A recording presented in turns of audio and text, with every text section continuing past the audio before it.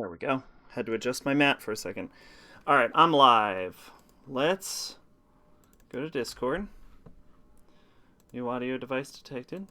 Sure. Oh, yeah, I forgot to check if my audio is actually working. Yep, that's good. All right. At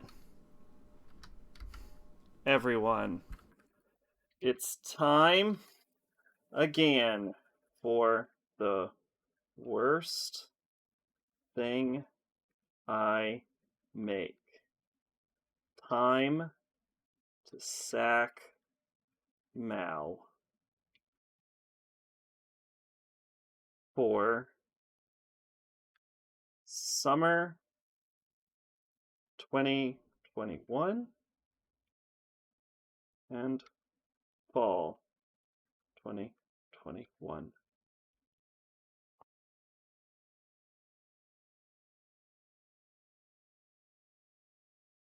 There we go. Oh, I gotta hide my taskbar. Cool.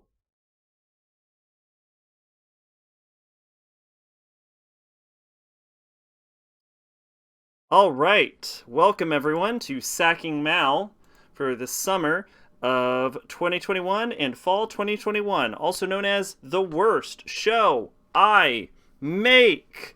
Yay! The show where we simply go through my anime list for the summer and fall anime season, and I read all of the entries and then decide what to watch. It's gonna be a bad time. All right. Let's start with summer. I forgot to do the summer one. I just never got around to it. So we're going to actually do summer and fall. We're going to do a double one. So that'll be cool. Oh, I forgot to turn on my light.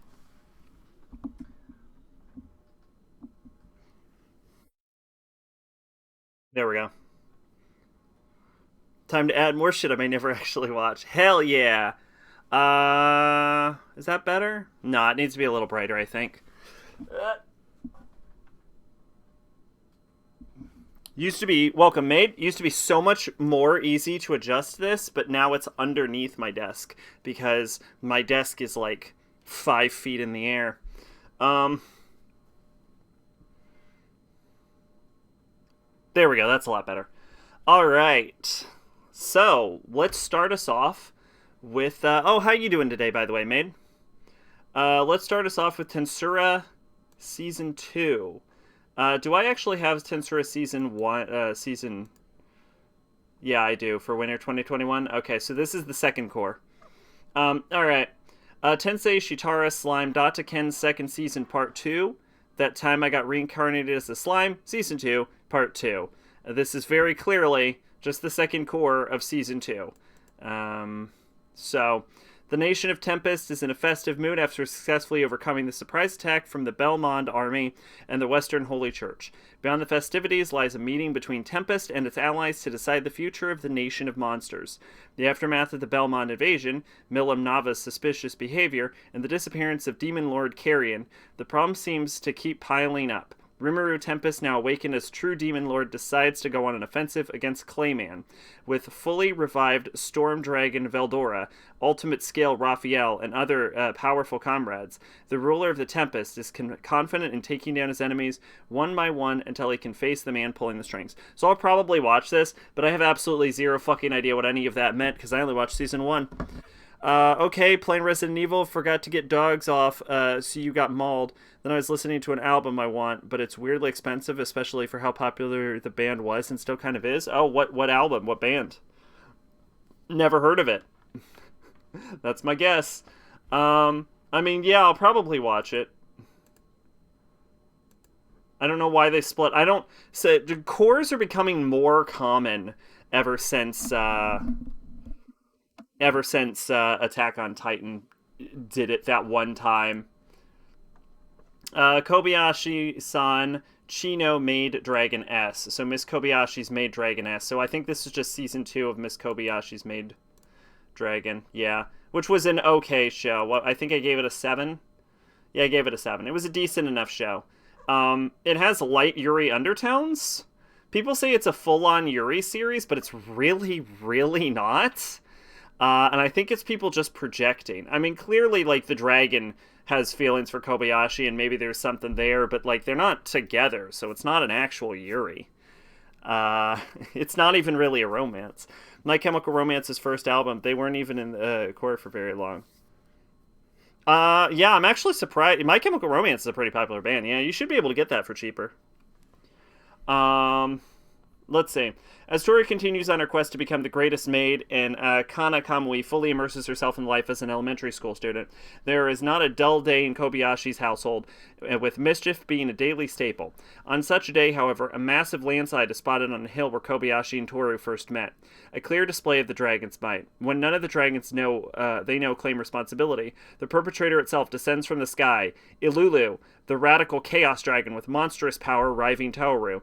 Sickened by Toru's involvement with humans, Ilulu resorts to the typical dragon method of resolving conflict, a battle to the death. Despite such behavior, she becomes intrigued by Kobayashi's ability to befriend dragons and decides instead to observe just what makes Kobayashi so special. With the new troublesome dragon in town, Kobayashi's eccentric life with a dragon maid is only getting merrier.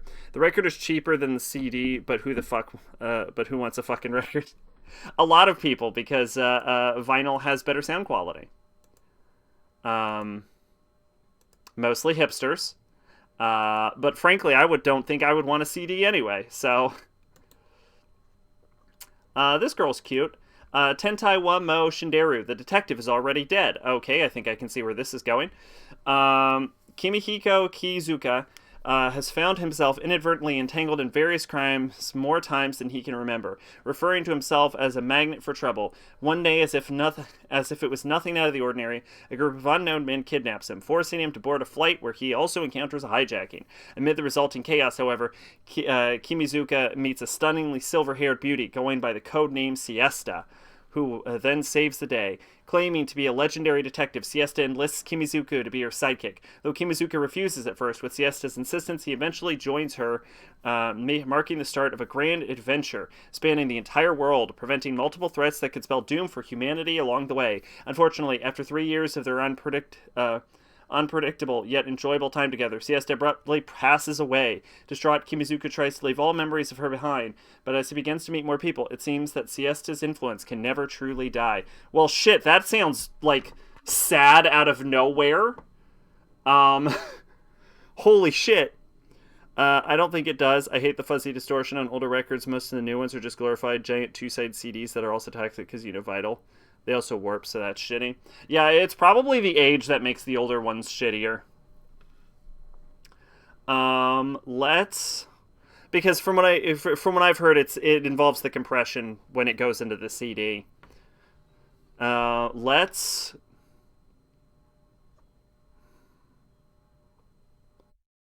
don't know. I don't know how I feel about her already being dead.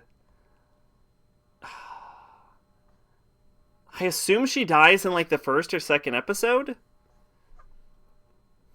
CDs can certainly hold more songs, that's true. Fuck it, I'll give it a shot.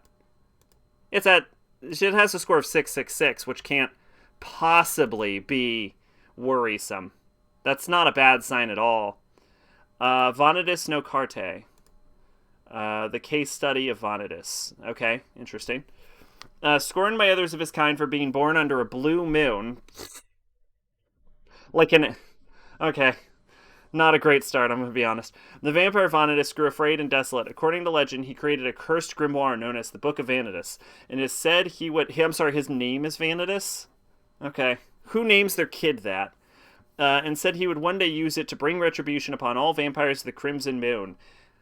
Sure. Okay. In the 19th century Paris, Noé Arquiste that was wrong, is searching for the fabled Book of Vanitas. While traveling aboard an airship, he is saved from a vampire attack by an eccentric doctor who calls himself Vanitas and carries the very tome he seeks. Ironically, the self-proclaimed vampire specialist, a mere human who inherited both his name and book from his master, the same Vanitas of legend. As an odd case of charlatan's parade crops up, the doctor's ability to restore sanity to vampires by recovering the true name will prove most beneficial. This actually sounds bad. This just sounds bad. I have decided to trust myself more.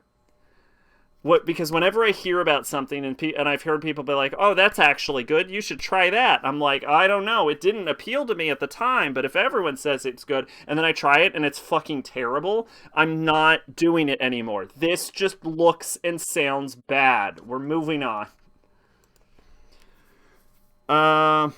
Does my love for DVDs make me a super hipster? Have I surpassed hipster? I don't think so. I don't know.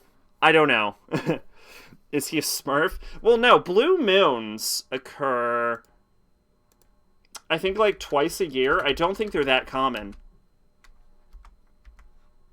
Like, I actually think a blue moon might be more common than a crimson moon. Blue moon showed brightly. It was the third full moon during the northern hemisphere summer of 4 full moons. No, it didn't turn blue. What is a blue moon? There are 2 different definitions. A seasonal blue moon is the third full moon of an astronomical season that has 4 full moons. A monthly blue moon is the second full month in a calendar month with 2 full moons. Okay, yeah, that's what I've always heard. A blue moon is a second full month, a second full moon in 1 month. That's what I've always heard a blue moon is. So, I don't think it's that special. Okay, Kanjo Mo Kanjo, girlfriend.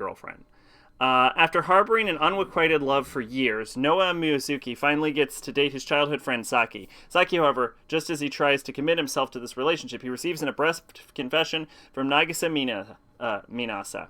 At first, Noya tries to reject her, but is soon overcome by feelings of not wanting to hurt Nagisa. Trying to avoid betraying his girlfriend's trust in him, Noya thinks up a solution to make both girls happy. 2 timing. Naturally, Saki rebuffs this idea, but through Naoya and Nagisa's persistence, she reluctantly submits. With this, a 3-way affair begins between Naoya, his girlfriend, and his other girlfriend as they develop a relationship that deviates from social norm. What I will say is these girls are super cute, and that super does not appeal to me, that story.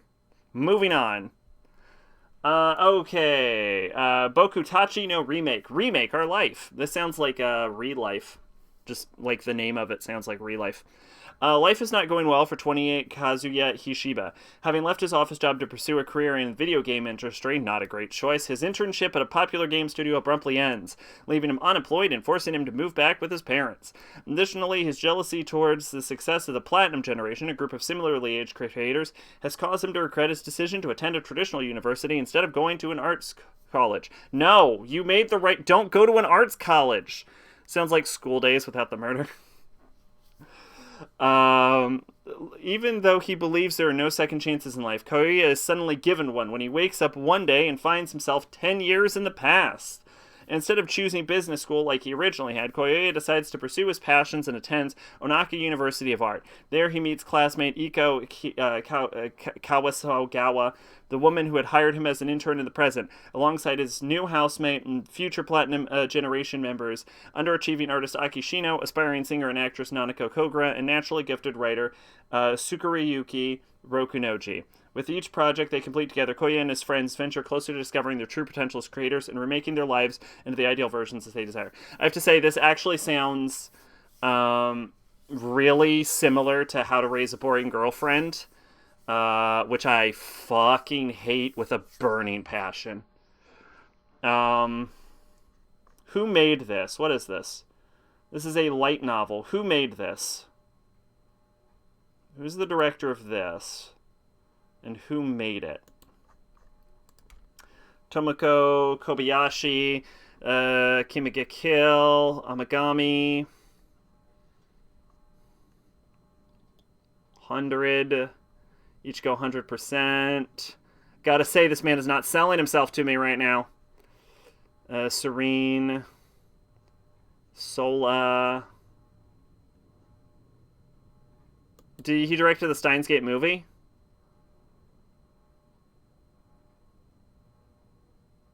No, he directed the Steins Gate special. He didn't direct the movie. Takenomiya Iratarmen. Hmm. Hmm. Nachi Kyo. I'll rename this anime How I Got Knocked Back into the Past and Became the Next Andy Warhol. Let's see. Naichi Kyo created a bunch of shit I've never heard. Scenario writer, designer, and novelist from Osaka Prefecture, started his career after graduation from university working as a designer in Giga. Made his debut as a writer in the game Pastel Kitchen. He's also the main writer scenario for the visual novel already adapted in anime Ono Kanata no 4 Rhythm. Yeah, I have no idea what this that doesn't look very good.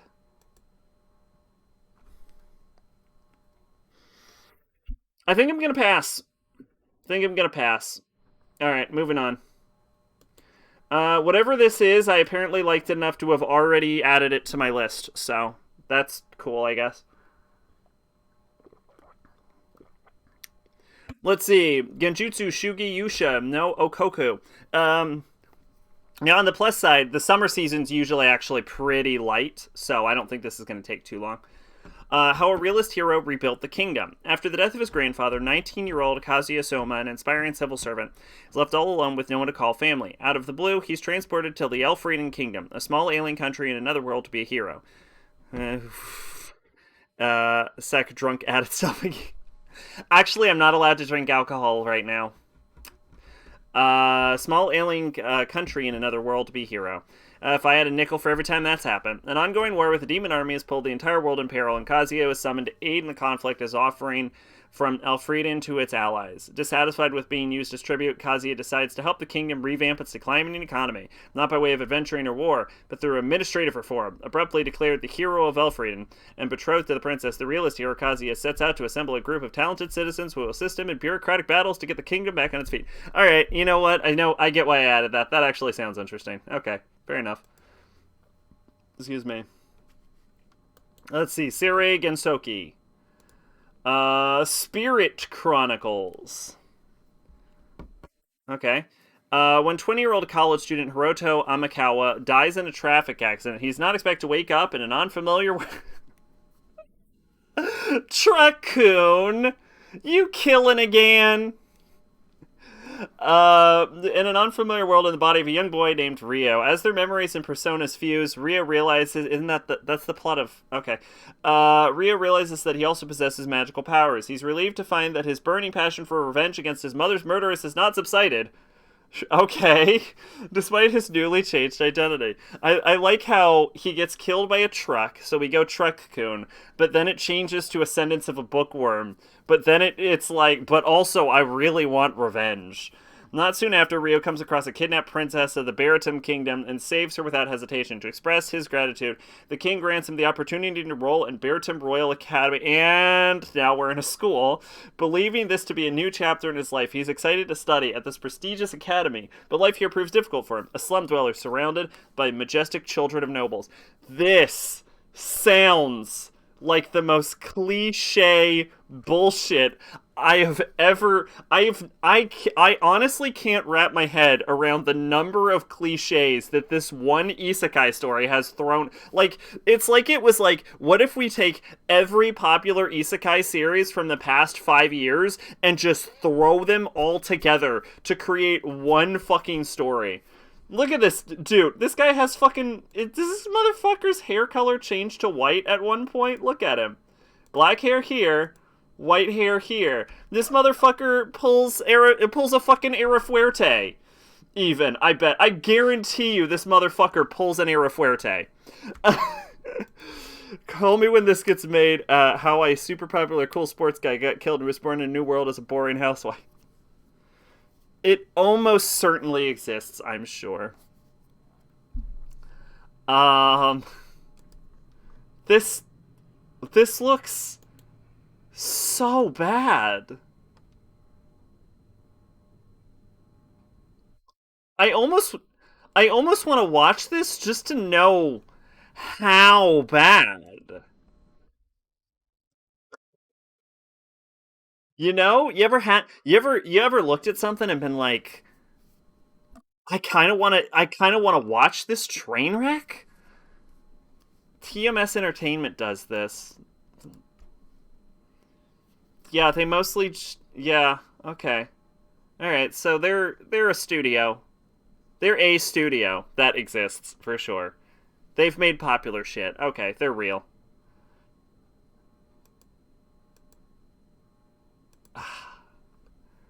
Now with my new life in this fantasy world, I must defeat my first challenge, making my kids lunch.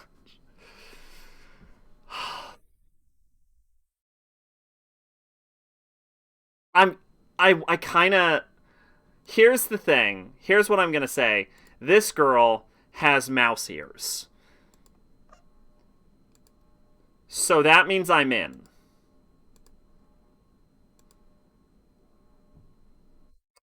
Sunny Boy.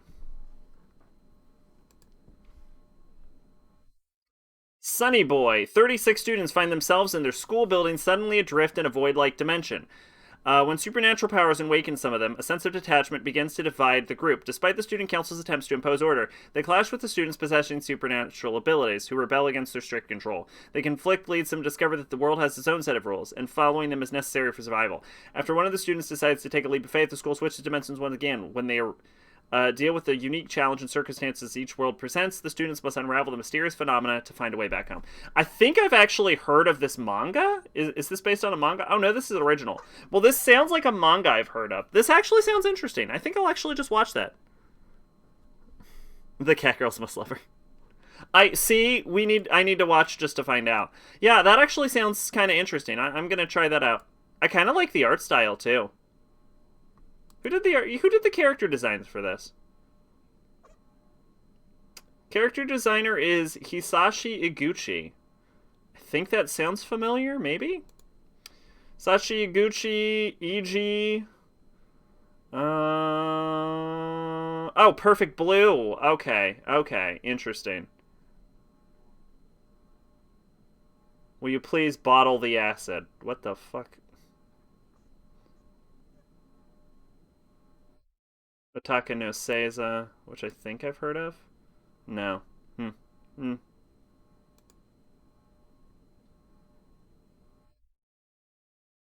Yeah, probably just from Perfect Blue then. And maybe Stop Hibari-kun? Yeah. Oh! Oh, is this a creator of Hibari? This is the creator of Hibari-kun. Okay. Then yeah, okay.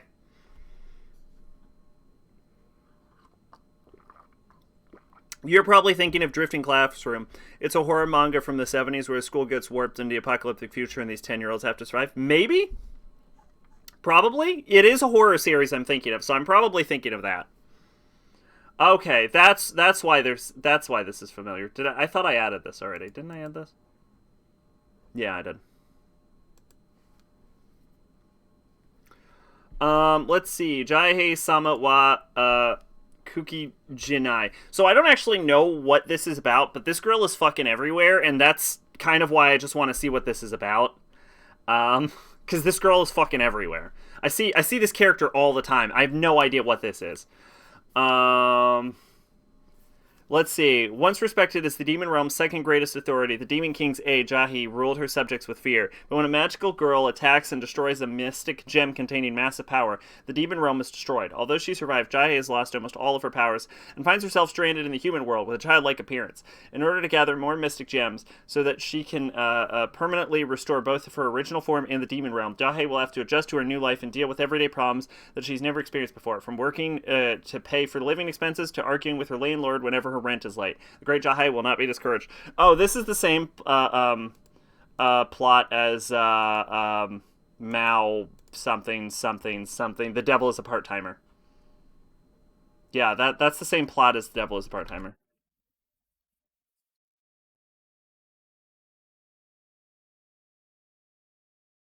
Hataraku Mao Yusama. Yeah, there we go. All right, sure, why not? I was gonna watch it anyway, just to find out what the fuck's up with that character. Suki ga Michibiku Isekai Dochu, or Tsukimichi Moonlit Fantasy. As part of a mysterious contract agreed upon by Goddess and his parents years ago, Makoto Misumi finds himself sent to another world to meet the Goddess and become the hero. However, the DSC deems Makoto to be hideous, refusing to even lay her eyes upon him, and revokes his heroic title, disdainfully giving him the ability to understand all languages except for human language as compensation. The Goddess drives Makoto off to the furthest edge of the wasteland far from human civilization. Due to the disparity between Earth and this new world, Makoto's inherent physical and magical capabilities awaken, making him extremely powerful. He meets various demon humans and mythological beings who all end up being captivated with his characteristics and join Makoto in building a new community where all of them can peacefully coexist. Nevertheless, despite this success, Makoto still yearns to meet fellow humans in a world where the goddess herself has barred him from interacting with his kind. It is up to Makoto and his companions to fulfill his desire and perhaps reform society along the way. This is the same plot as fucking Tensura, but the dude is ugly. And they cut out the middle steps. It even kind of looks at... Yo, is that the goddess, though? God damn. She can curse me any day, if you know what I'm saying. This is the same fucking plot as Tensura. Can we acknowledge it? He doesn't look that ugly. Yeah, he just looks like a dude. I don't know. Why not? Why not? We all know I love my garbage. Funny thing is, I keep watching this trash. I don't even like it that much. It's usually just like a 7 or something. Remember, this manga's target audience were the same age as the characters. Holy shit.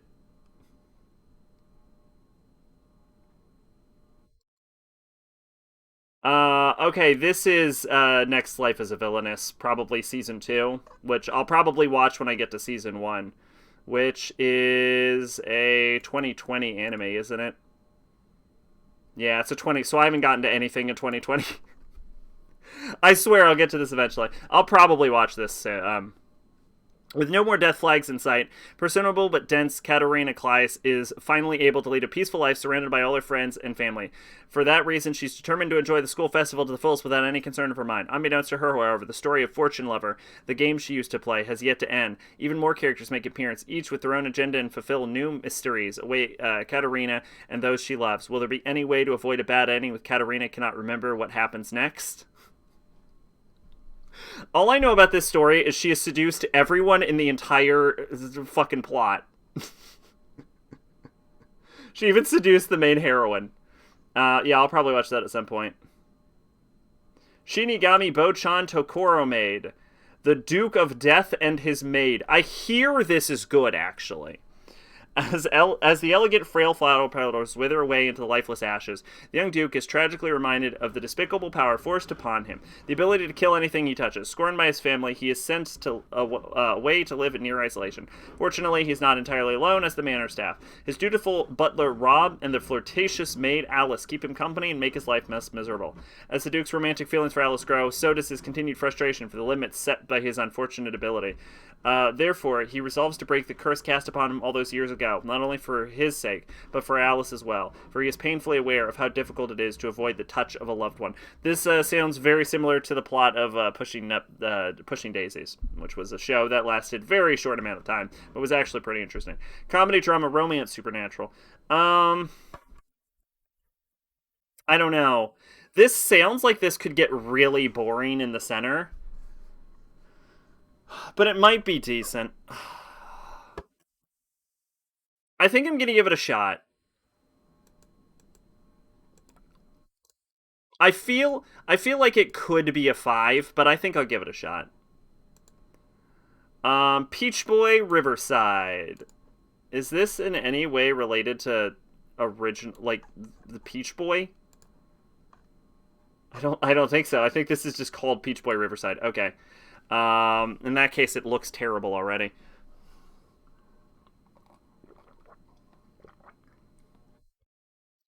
In a magical world where humans, demi-humans, and Oni are all heavily at odds with each other, a princess named Saltorine Sally Aldalike is on a journey to find a person named Mikoto Kibutsu. Traversing the world, Sally comes across many truths that she had been ignorant of due to her lineage, including the knowledge that the Oni possess power potent enough to wipe out humanity.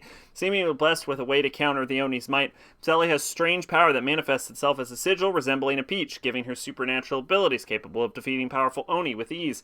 Even so, Sally refuses to discriminate between humans, demi-human, and Zoomani as much as possible, believing that peace between the three factions could be attainable one day.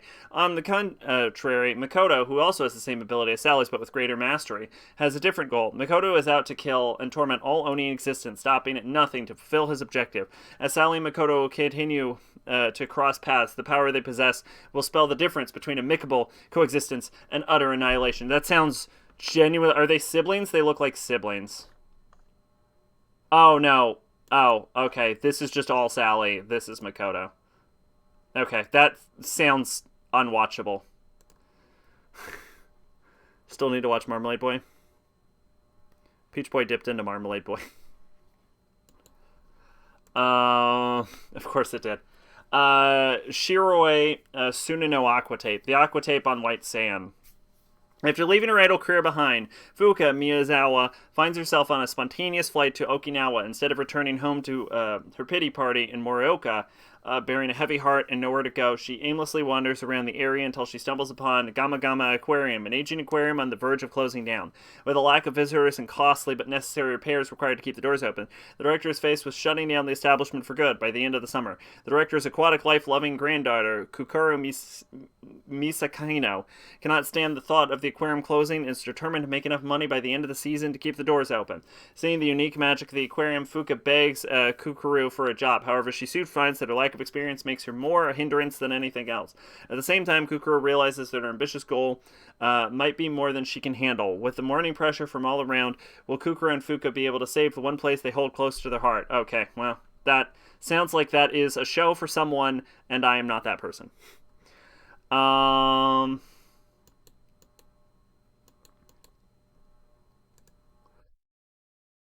Let's see. Megami Ryu no Ryobo-kun, Mother of the Goddess's Dormitory. 12-year-old Koshi Nagamo's life suddenly goes downhill when his father abandons him after their house burns down. Left to fend for himself, Koshi collapses on the street, but an eccentric woman named Minoru Waichi takes pity on him and brings him to the female dormitory, Megami Ryu. After learning of Koshi's situation, Minoru, who happens to be a temporary manager, invites him to become Megami Ryu's official dormitory mother. However, what awaits him are the dorm's residents, each with their own wacky shenanigans, like the androphobic yet gentle Atena Satome, the feminine tomboy Kiryu Sensho, and Minoru herself, whose recklessness knows no bounds when it comes to science. Despite this, Koshi does his best to fulfill the duties of this crazy new life. Okay, so I've actually seen this show around, and I actually thought he was like the dorm mother of actual goddesses. But he's not. It's just the same plot of young boy, hot women.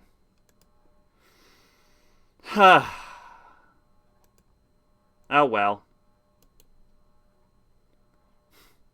Androphobia is a trope I really fucking hate. Uramichi Oni-san, Life Lessons with Uramichi Oni-san. In the studio... I love how the English title is somehow longer. Yeah, I get that. I don't know. It doesn't really bother me specifically. In the studio of... Although I feel like it can lead to, like, really obnoxious characters sometimes. I don't know. In the studio of the Morning Children's Show, together with Mama, a crew of miserable adults prepare their... Oh! This is taking a turn!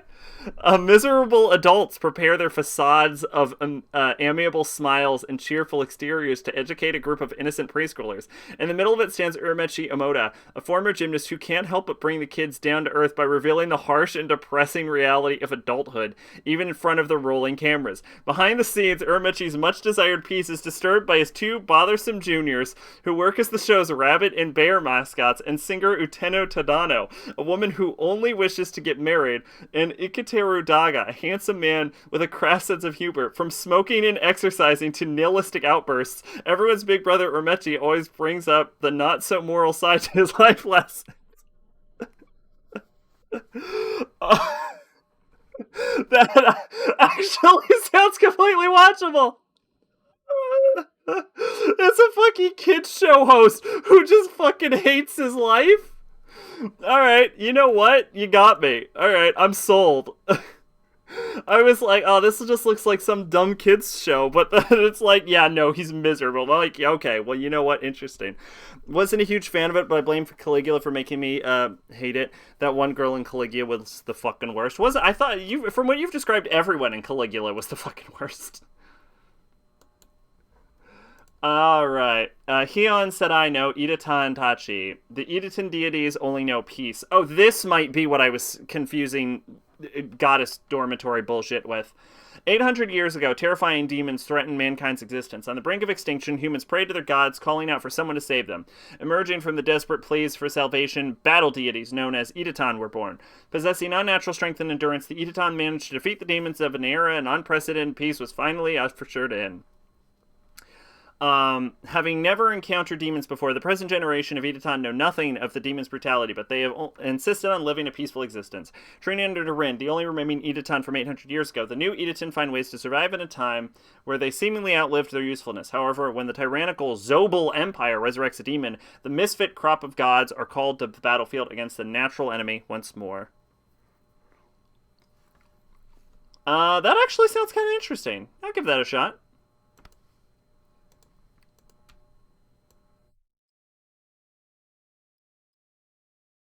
All right. Make you Black Company. Hmm. Yeah, I think having too many characters is a common problem with JRPGs just in general. Kinji, who lacks any kind of work ethic, a layabout in his modern life. One day he finds himself transported to another world, but not in a grand fantasy of a hero welcome with open arms. He's immediately shoved into a terrible job. Now enslaved by an evil mining company in a fantasy world, Kinji's about to learn the meaning of hard work. Okay, I'm actually sold on that. Alright, interesting. I would love to see. I would love to see fucking modern day NEET be forced into becoming a miner for evil fantasy capitalists. That sounds fucking amazing. Let's see. Mahoka Koko no Yutosuze. The Honor at Magic High School. It's been wait, isn't this Oh, this is like a spin-off of The Irregular at Magic High School. Okay. Well, I'll read this, but if I ever I read the manga, and the manga's like a prequel, excuse me. It's been a century since true magic, initially thought to be merely folklore and legend, to become commonplace technology worldwide. First National Magic University affiliated high school, First High.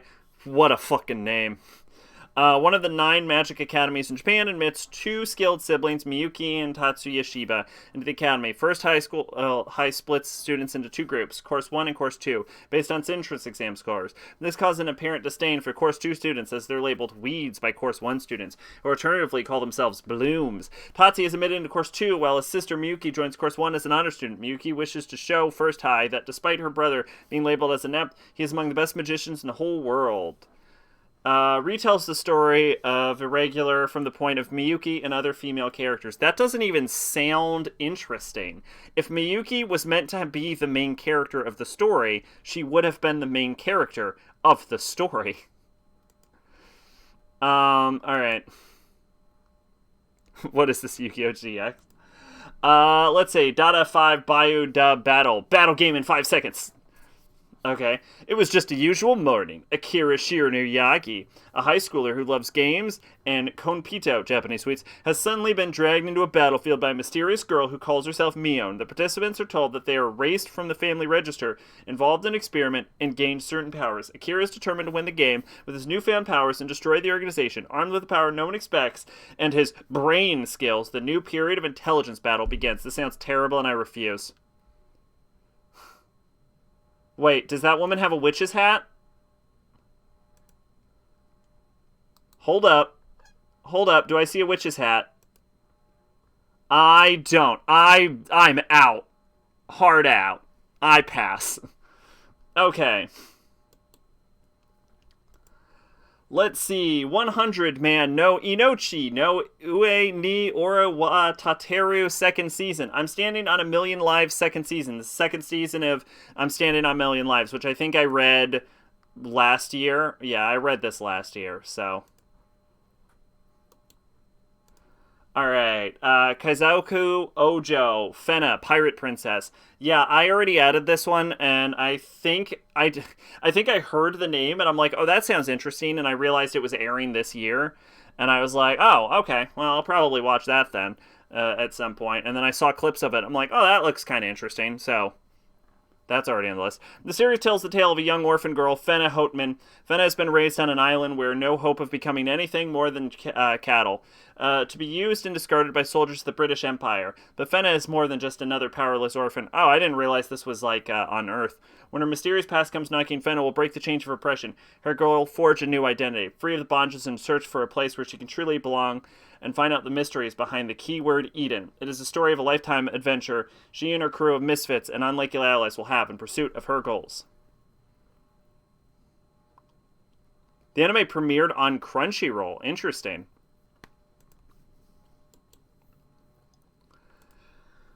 Cheat Ku Sushi no Slow Life Isekai ni Sukurero Drug Store. Cheat pharmacist slow life, making a drugstore in another world. Sure, why not? Reiji Kiro, formerly a corporative slave, wakes up one day in another world. After discovering that he's gained superhuman pharmaceutical knowledge, he decides to open a drugstore alongside K9 Nora and Ghastly Mina. There he tends to the needs of all who visit the shop with potions and the like. Okay, well, that, believe it or not, I don't just add every isekai that comes along my path. Just every 4 out of 5. Possible hot take, I think pirates are cooler than Vikings. I mean, they're, like, basically the same thing. I kind of think they're both lame.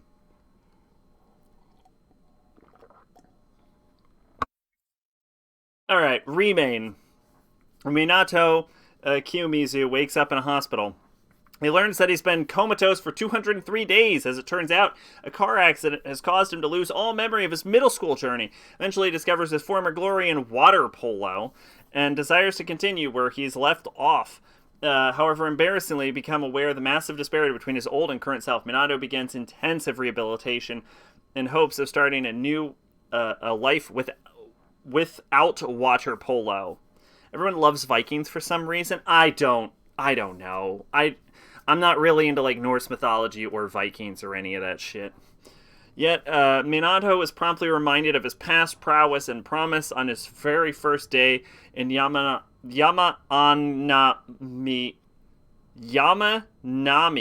High School. Soon enough, despite being completely aware of his ineptitude, he joins the school's water polo club.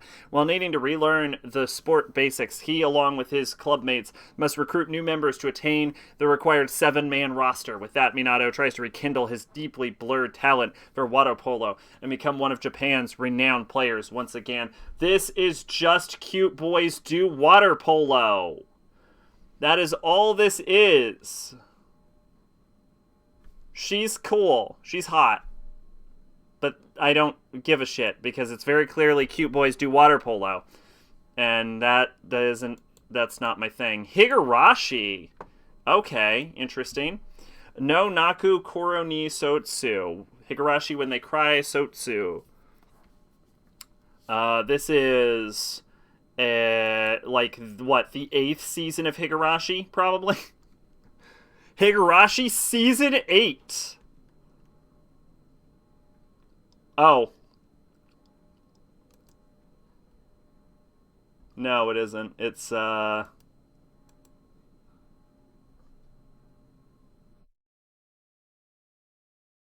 Season 6, I think.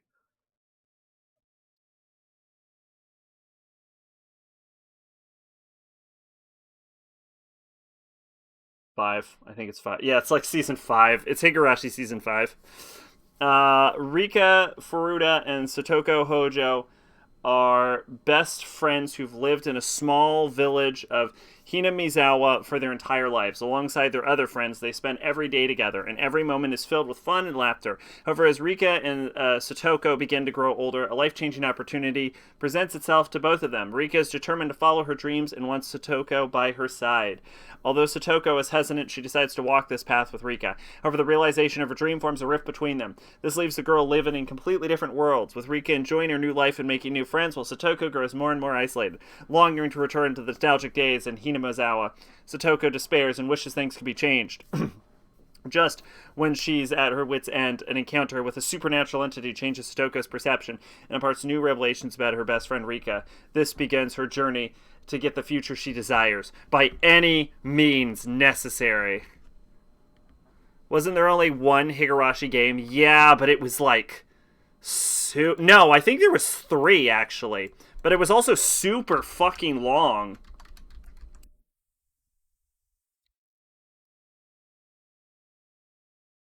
Let's see. Higurashi Wiki. When They Cry fandom. No, I don't want the Higurashi Wiki. I want... Because the Higurashi Wiki isn't... I also want the wiki that includes... 7th expansion. Here we go.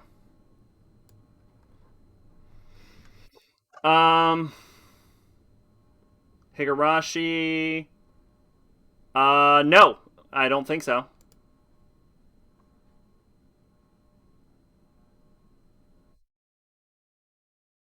Yeah, okay. So they split it into 4 seasons. And then there's Ray. Yeah, then they made so then they made a sequel game, it looks like. And then they just continued on with anime, it seems like.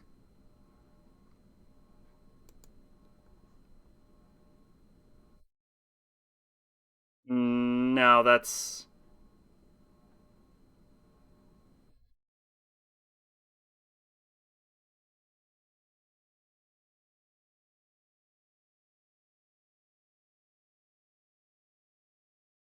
Yeah, okay, so there's like 4 games and like 2 anime.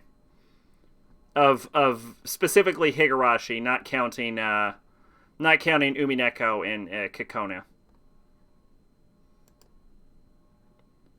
Anyway, I never got into it, Higurashi, so I'm a back out. But Steins Gate was long as fuck too. I clocked in like 60 goddamn hours. Scarlet Nexus.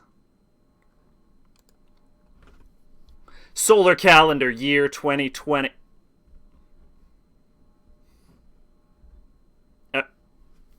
Let's do it! 2020! Let's do it! Grotesque organisms called Others have begun eating people. To take down this new enemy, the Other Suppression Force is formed, saved by this elite team as a child. Psychokinetic Yuito withstands the training to enlist. On the other hand, Prodigy Kasane was scouted for abilities, but Kasane's dream is to tell her strange things, dragging the two into an unavoidable fate. This sounds like this would be more interesting if I knew more about it, honestly. Now I see why they used 20XX. There is XXXX. The funniest thing about this is that it's based on a game. The fucking anime didn't air until 2021. It missed its fucking timer. Oh god. No, my favorite was when I was watching Macross and found out that Macross takes place in like 2010 and I'm like, "Oh shit." When did all of this happen? You know anything about the game? You think this would be worth watching?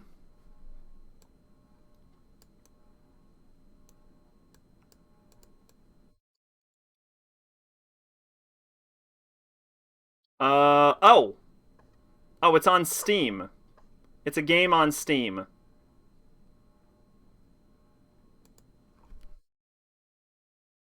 Here, it took place in 2019. It's true, I remember that. Everyone compared it to Persona for some fucking reason. Oh, this is the game that yeah, it looks kind of like it looks kind of like Code Vein. But I don't think it's related to God Eater. I think it's just its own thing. So the thing about this is though, now that I know that this is a game, I'd rather play the game than watch it. So goodbye is what I will say. This is animated by Pine Jam, which is the greatest name for a studio ever. What else have they done? Probably something I've seen. Oh, they've done some bullshit. Okay. They did Glepner. Let's see. Kageki Shoujo Opera Girl. I actually kind of like the art style though.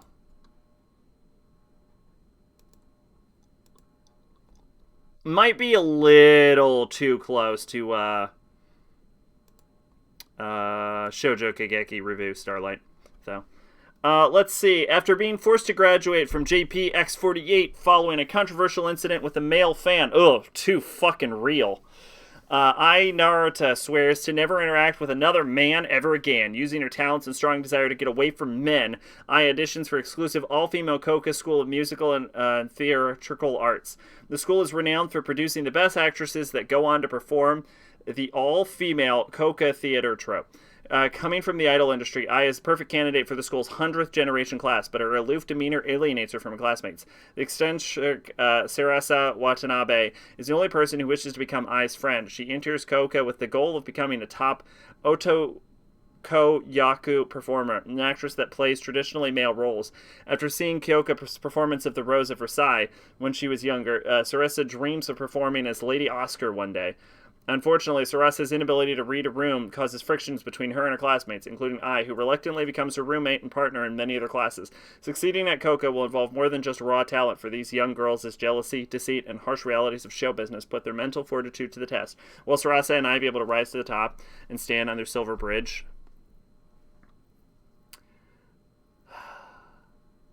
This actually sounds kind of interesting. I think I'll give this a shot. Oh, you remember this? This is the show where anime fans went insane over the localization because they used the term "she was canceled" online when Japanese word they used was slang for being translated closer to the English slang "canceled" than "scandal." Oh, really? I actually think this sounds kind of interesting. Magia Record Maho Shoujo Madoka Magica Gaiden Second Season Kakusei Zenya. Um, I have not hidden that I'm not a fucking Madoka Magica fan, I don't think. It's just another fucking Madoka Magica spinoff. I would have read this last year, so I don't give a shit. Looks like there's another sequel. So I said it before, I'll say it again. Anime fans don't know shit about localization. No. They kind of don't. Yo! Love Live Superstar! Yeah, let's hit it! I'm not even gonna read it. I'm not even gonna just write into the watch list. Are you kidding me? Are you fucking serious? Yes. Absolute. I'm in. Let's go. Let's get it.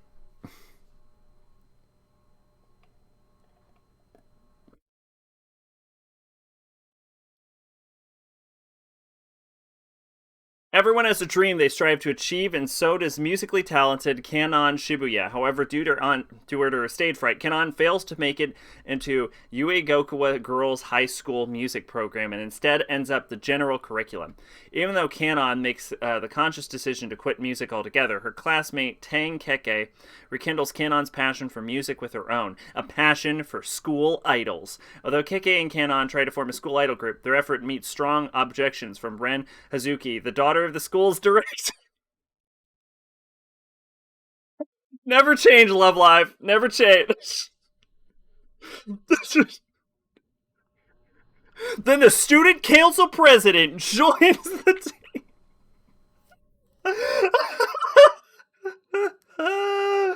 I've never seen a series so flagrantly and boldly reuse the same trope over and over and over again.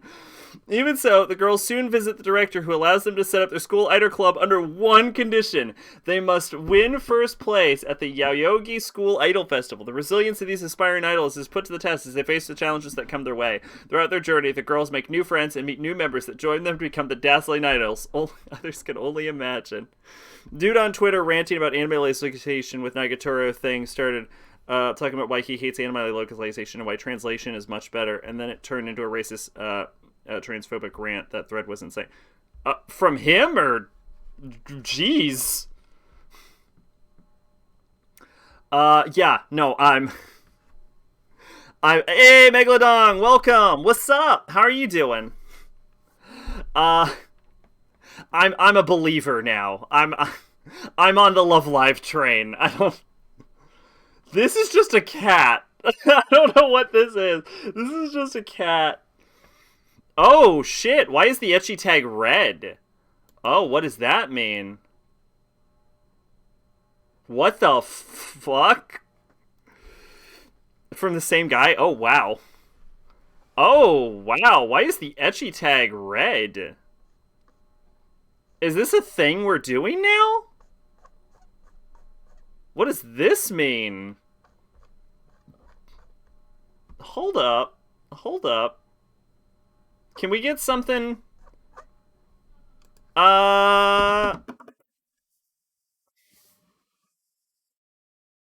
Ishtang, thanks for the lurk. Let's... I have a lurk command now! Let's go...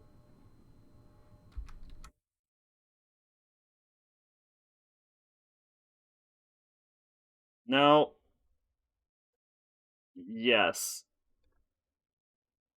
Okay. Oh shit, I can't tell if it has... Okay, well, let's go to arms.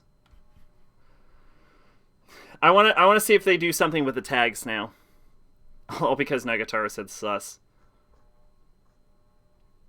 Arms is dead, I found out, and I'm very sad about that. Because Arms makes Ikitosen. That's it. That's all I care. That's all I care about. Arms makes Ikitosen, so I'm sad it's dead. Oh, okay, no. Anything sexual is just red, then. Now we know.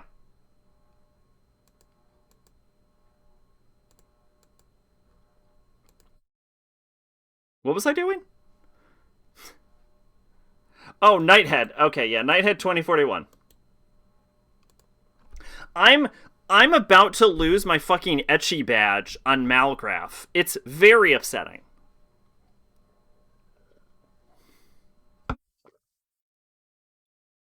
Nighthead 2041. This looks 3D animated. In the year 2041, World War III has wiped out 2/3 of the human population, and the newfound structure, the belief in any god or beyond human entity, is considered a preposterous notion. In order to prevent citizens from bearing possibly incriminating thoughts, the government has assembled a special weapon enforcement division to capture and rehabilitate such believers.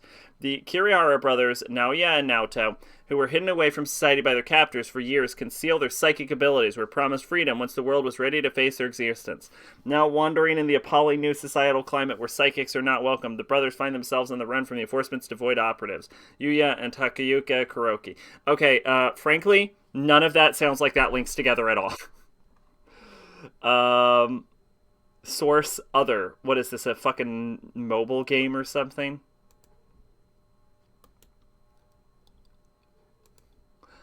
D-side Trimirai the animation. I'm still an innocent one on Malgraph, and my pervert percentage actually went down because I gave an ecchi or hentai a low score. I think it. I don't believe it's liking it. I think it's having it on your list at all. I think. I think it's watch percentage that goes by. DCTM Troromare's D-side. Okay. When he was little, Ruhei Oda witnessed the death of his caring older brother, along with a mysterious mark that left his body. that was left near his body. Now a second year high school student, the outgoing, impulsive young boy spends his days doing what he loves most, kickboxing. One night on his way home, a peculiar creature bites Ryu's leg and causes him to have a strange dream filled with odd entities. When he's attacked the next day by the same creatures in the real world, Jessica Claiborne and Naruto Fushibu come to his rescue, claiming that Ryu is their next recruit. Faced with imminent threat, Jessica urges a confused Ryu to transform into a knocker up. Why did it go from 22 to 21? I don't know. Maybe it is score based. Huh. Huh. I thought it was percentage based, not score based. Maybe it is score based then. I don't know. Oh, have you? Well, okay. It might have went from 22 to 21 because you might have watched a bunch of other anime that wasn't ecchi.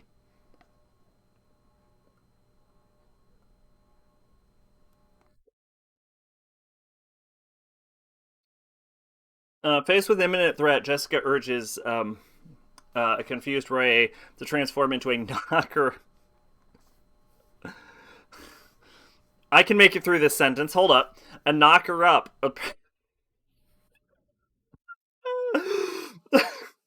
A person with the ability to confront the monsters hailing from the dreamscape. Using.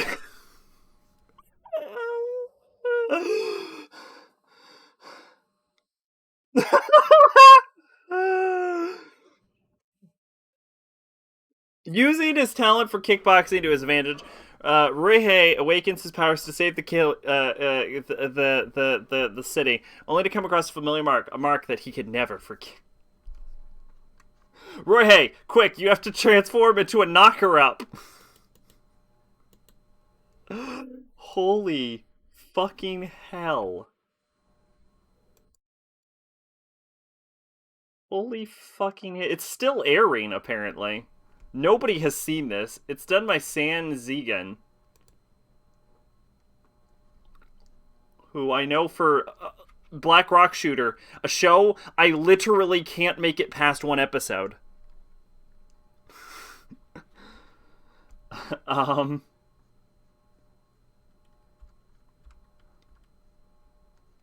Oh boy.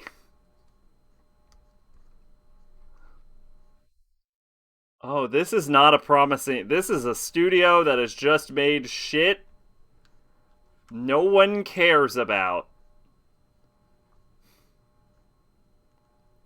Oh my. Maybe the director is worthwhile? Who directed this? Yoshikazu Kon.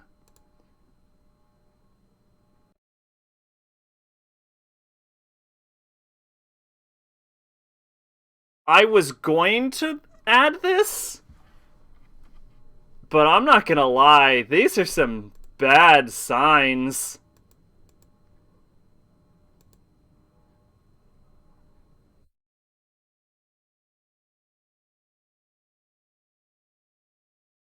It's kind of got an interesting aesthetic, though. Part of a multimedia project, D-Side Tremere, produced by Bushi Road Dreamcast. Oh, this is a multimedia project? Oh, fuck off. Never mind. That's too many red flags. That's 3 red flags and you're out. Get the... No way. This looks like another. I can't believe it's not hentai. In fact, I think I saw the original one, didn't I? Oh no, this is about sexy firemen. Oh, this is Sexy Fireman Show. Yeah, I'm gonna watch this pretty soon. Following the first season, Rio and Soma who reveal their feelings for each other. Fucking spoilers. God damn it, I haven't gotten it. I haven't finished my 2019 anime list yet. I'm very slow. That's actually true. That's why I just now watched fucking Demon Slayer. They finally started dating when they thought their hearts and bodies were more deeply connected during their lovey-dovey days. Her ex-boyfriend Ray came to where they work. The three are reminded of their school days when their feelings grew apart. Ray doesn't want to get involved, but he ends up teaming up with Ray. Yeah, I'll fucking watch it. Oh, censored version of the TV anime. Oh, I know what that means. That means it really isn't. I can't believe it's not hentai. They could put out the fire in my pussy. Uh, let's see. Ore Suashima. One morning, an old lady meets a stray cat searching for food in garbage cans and decides to take him back home and give him a proper meal. Despite being surprised to learn the cat named Suishima has the ability to speak, she nevertheless chooses to adopt him and entertains all of his whims. Whereas Suishima details the hilarious adventures of gluttonous and lazy Suishima leper cat and his new foster family. Good for that cat. I'm not interested in him. Idolish 7 third beat. This is the third season of Idolish. I have guarantee you I have read something about Idolish before.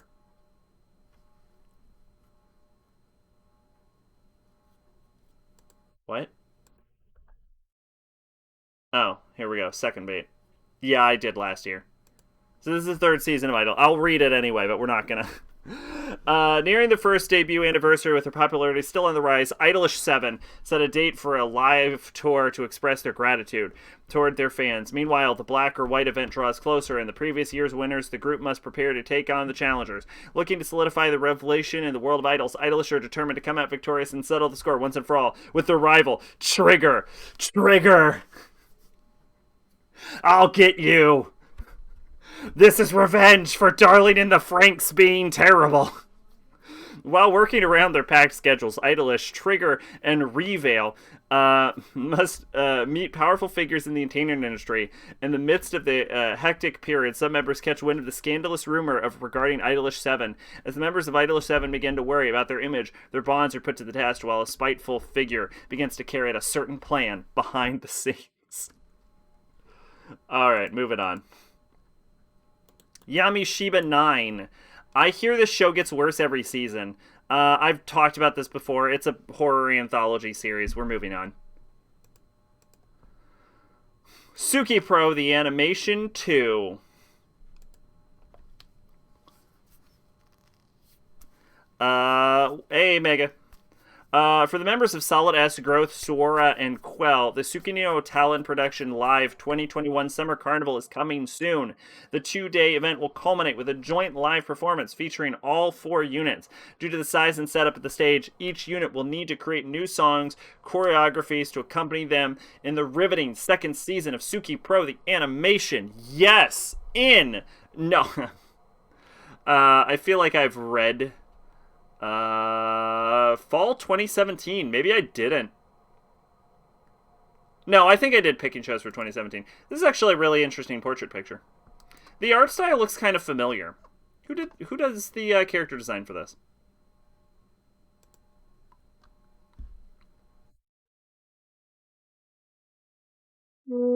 This is just all song. I want to know who did the character design. This is Tohiro Shijima, who did just this. Interesting. Getter Robo Arc.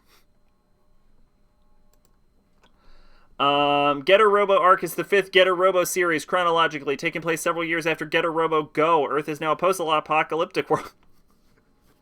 I like the implication it wasn't before. Not that I know anything about Getter Robo, but I want to assume it wasn't.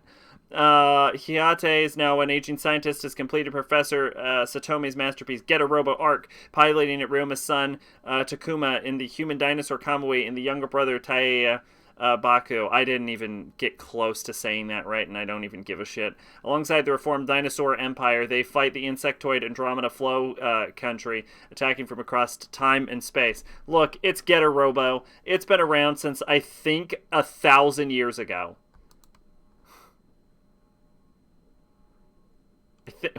What is it, a 70s series or something?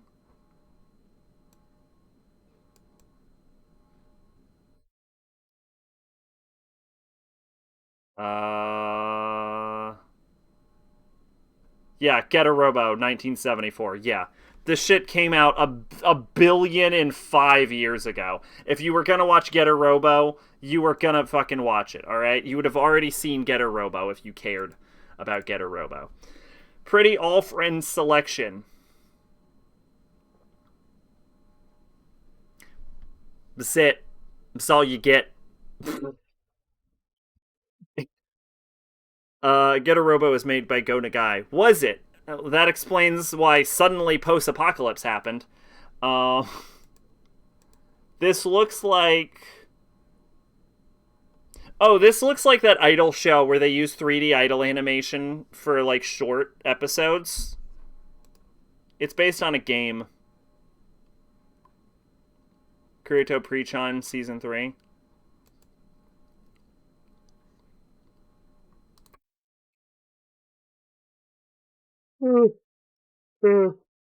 Alright, moving on. Alright, TV continuing. Nobody cares about this. Okay, O&As. This is something in Chinese. Mao Du Zhou Shi Wang Ji Pian. Pian. Look, I haven't taken fucking Chinese since middle school. What do you want from me? The third and final season of Mao Du Zushi covers the Yi City arc. The story follows the two main characters, Wei Wuxian and Wushen and Lan Wangji, as they try to finish solving the mystery behind the haunted arm of an unknown corpse. Chinese cartoons time. Moving on. Obey Me. This looks like Pillow Boys for, like, masochist women. Lucifer, Satan, and the other 5 princes of hell are students at the Royal Magical Academy of Diavolo, where they train to rule the demon world, from following humans to falling in love. Their individual quirks land them in interesting situations every single day. Will their antics get them expelled, or will, one of these infamous brothers come out on top? This is 5-minute short episode. This is just a screenshot from the game.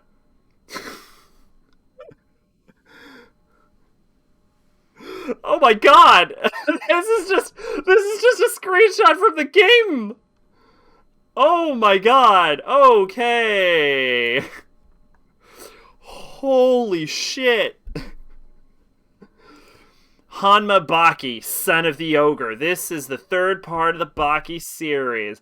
This is very clearly adapting, because they ran out of, I think, the Baki manga, so I believe this is probably adapting Son of the Ogre, isn't it? Yeah, this is adapting this is adapting the Son of the Ogre manga. Yeah, because they already did the original Baki manga. Okay. Anyway, this is more Baki. I'll watch it. I don't even think it's out. I think it's lying. It says it's going to air in summer. I don't think it's going to air in summer. I'll watch it when it comes out. It's Baki. I don't know. What do you want? I've reviewed, like, every season of Baki. Go on shouting. Go on fucking shouting through the chorus if you want. You'll see me review every episode of Baki. Star Wars Visions.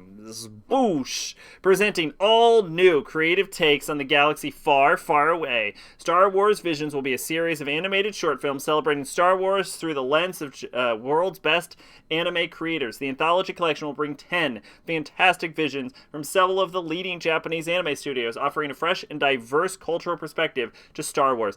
I'm going to tell you this right now, Star Wars Visions literally cannot do worse than what you have done with Star Wars so far. When they say best anime studios, who do they actually mean? Production IG, Cinema Citrus, Kamizaki Doga, Trigger, Studio Colorado, Gen Studio, Science Saru. So, okay, some of these are famous. Cinema Citrus, I actually think I do know who that is. I don't know Kamizaki Doga or Studio Colorado, or Geno, or Science Saru. So, okay, yeah, Cinema Citrus does a lot of light novel adaptations. That's right. Kamizaki Doga. Kamizaki Doga. Is that David Production?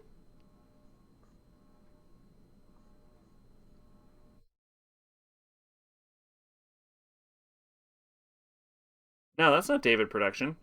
Are they a subsidiary of David Production? They're like an off branch?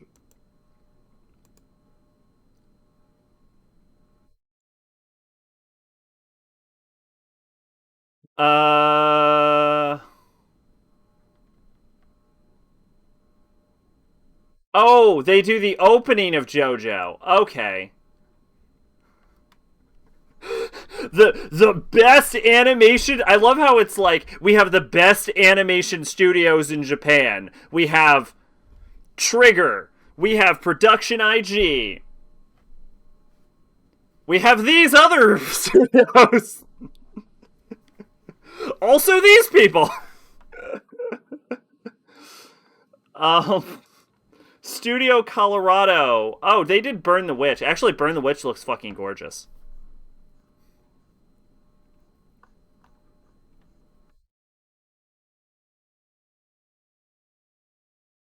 Geno Studio did.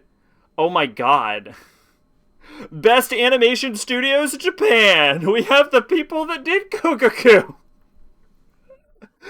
Okay. And Science Saru did Ping Pong and Devil. Okay, so yeah, okay. Okay, so they actually can animate.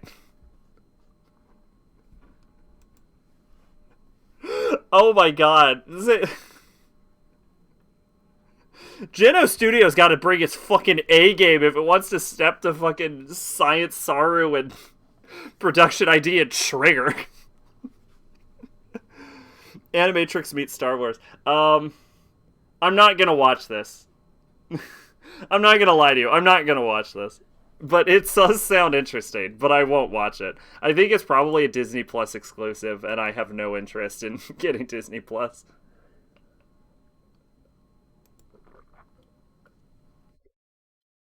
Biohazard Infinite Darkness. It takes place between 2006, 2 years after Resident Evil 4, and before Resident Evil 5. Oh, maybe I should watch this then. We're going into Resident Evil 5 pretty soon. Maybe I should give this a watch. I'm sorry. I can list Capcom as one of my favorites.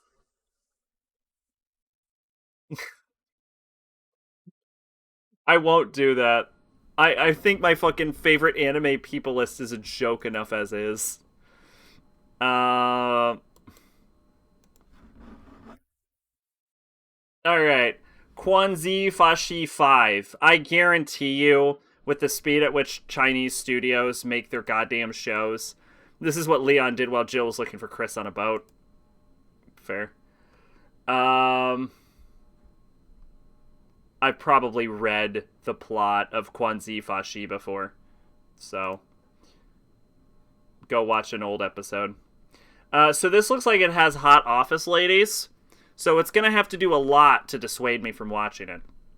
In a shared room with my coworker at the hotel, although I was worried not to do anything stupid, my eyes would inadvertently turn to her legs wrapped in pantyhose. Unbeknownst to him, however, Doki-chan secretly has feelings for him. As Doki-chan struggles to confess her feelings, her rivals, both the Kohai and Senpai, continue to vie for his affection. Gambari Doki-chan realistically depicts the texture of clothes.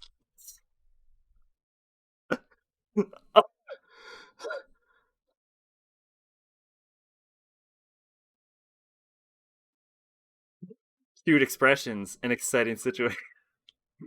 Exciting situations with plenty of temptation, featuring a great deal of sex. It's not even pretending, and I love it. It didn't even pretend. Look, look. We have realistic depictions of pantyhose. What do you want from me? I'm also gonna watch this fucking trash. Atelier Pontark. They have made this and only this.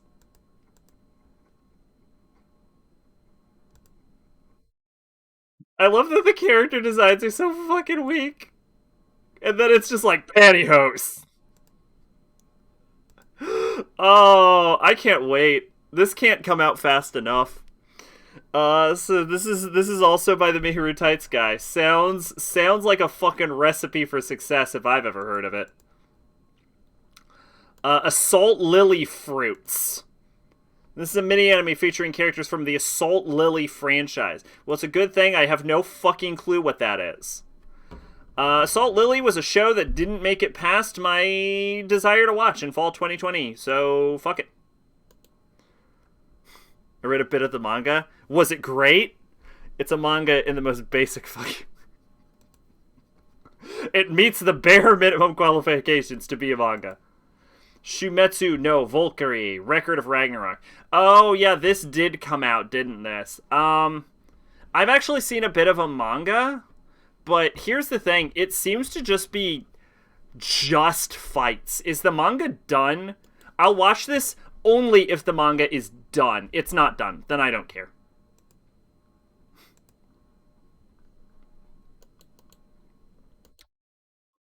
Shure Sune no Aquatape Mini. Short episodes with super deformed not chibis, they're super deformed. They have like broken legs, some of them have like bones out of place, one of them has their eyeballs ripped out.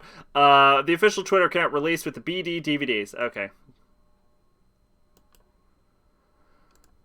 This is Yoshi Maho, Yoshi Magic. Exhausted by your daily life, you were seeking a way to heal, you wanted to be kindly praised and comforted. Toddlers can be legally fawned over, they're so lucky. Such thoughts were an escape from reality. One day, you bought a blue pacifier from a general store. When you popped it into your mouth, you were engulfed by a mysterious light. Before you knew it, you were reincarnated in another world as a 5-year-old.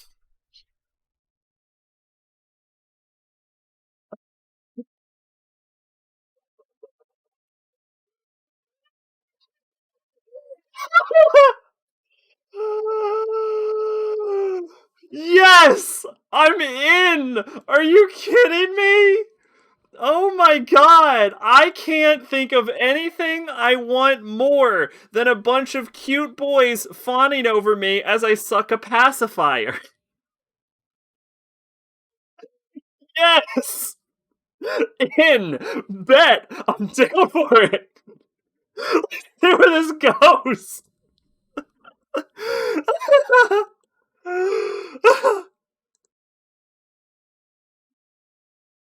Oh, it's one of those. Yeah, I've seen those around before. Oh, I fucking hate those, actually. I think they're unreadable.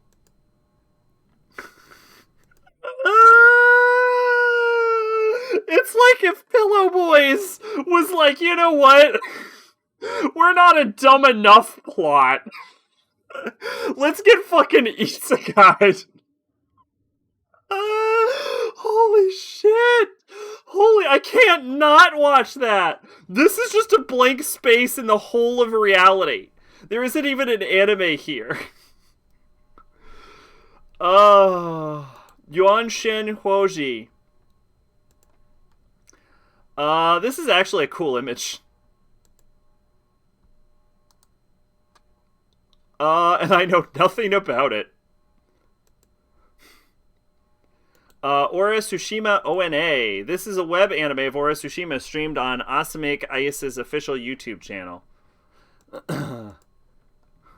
See, this is why this show matters. This is why SACing Mal is the worst thing I make, but also the most important thing I make. Because we get fucking treasures out of it. I'm so used to the camera being here that I keep looking in the wrong location. Ziwang Zui Ki 3 Shen Nu Gulai. I don't speak Chinese, is what that says in Chinese. Be My Wife. I'm sure I've already read that. Bai Yao Pu second season. Just want to say, pretty attractive character design, actually. Really like it. I'm not going to watch it because I literally, when I see their mouths move and Chinese comes out, my brain breaks. 2020, so I've definitely already watched this. Kun Si Pin Fang Zhao Xing Kong, the detective. I feel like there's some name that is cut out of this title. I feel like they got lazy with the name. The year is 2070. The year is 270 of the Nova calendar. General Lin of the Star Alliance is framed and banished to the edge of space. 5 years later, under the invasion of interstellar pirates, Lin has to start the interstellar adventure and expose the mastermind behind the conspiracy with his defectives. Oh. This is an adaptation of Priest's novel by the same title. Sec when he hears Chinese.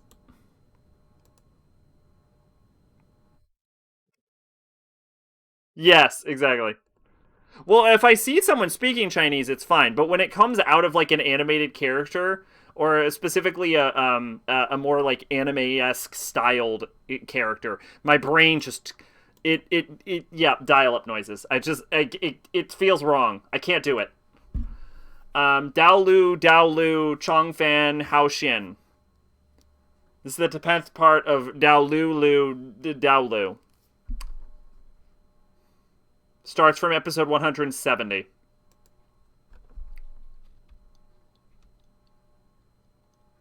I'm sure I've read this at some point. Xingyang Dai Ren Specials. It's a chibi style episodes of Xingyang Dai Ren. Oh, this is Link Click. I actually hear this is pretty good. April 30. What season did this air in? Whatever. I'm not. I think Giga made a video about it. Go watch that if you care. Let's see. Dinghe Fusheng Lu, which is Dinghe Fusheng Lu Records. This is an anime adaptation of Fai Xian Ye Xiang's web novel of the same title. Immortal arts, magic weapons, magical powers, and the boundaries, spiritual key between heaven, earth, vanished into obscurity overnight, and all exorcists turned to mere mortals. 300 years later, the five Hus traveled the pass. It was prelude to the era of great turmoil in China. They heralded the end of the world, where thousands of drought fiends stalked the night. The collapse of the divine land is imminent. Fortunately, within this long, dark night, where silence had fallen on all magic, a lone star still glistened brightly on the horizon. The heart lamp appeared, illuminating the vast expanse around it. A 16-year-old young man who will end his life on his 20th birthday embarked on a journey to reclaim the spiritual key of heaven and earth that had been sealed away. Only 4 years remain. The road ahead was filled with countless thistles and thorns and seemed improbable for him to succeed. That is, without a doubt, the most long string of nonsensical sentences I've ever seen. I get a vague idea of what's happening, but my god, what a terrible write-up. This is Yonglong's second season, the Carp Reborn second season, which I'm sure I have talked about Yonglong before. The best part about these Chinese cartoons as we go on is that the further we get into them, the more they just start making sequels and the less I have to read. Daoji Yu Gonzu Kun. All we know about it is that the girl is cute. That's it. Lighter and skirt. This is what we know about it, and I'm moving on now. Haibei Wuxiang third season. This is the third season of Haibei Wuxiang,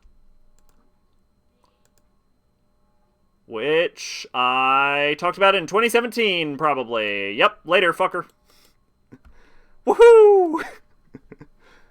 What the hell does that mean? Lighter and skirt? I assume it means... I fucked up. I assume it means she's a girly girl bookworm, and he's a bad boy who likes to smoke. Will they get together? It's Horimiya. It's the plot of Horimiya. This is Chinese Horimiya. I don't know what you want from me.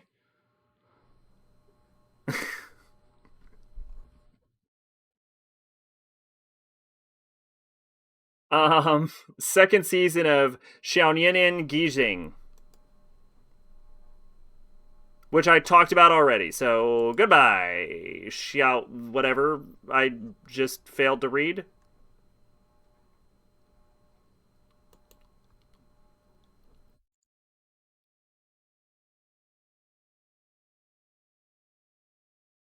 Speaking of lighters, Leon should have been the master of unlocking. Why? Because Chris gave his fucking lighter to Claire before he left for Europe.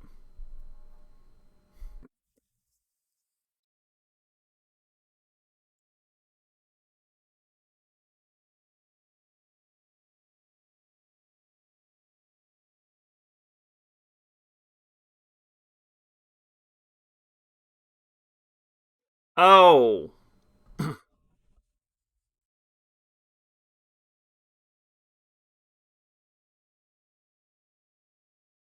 got it. Okay.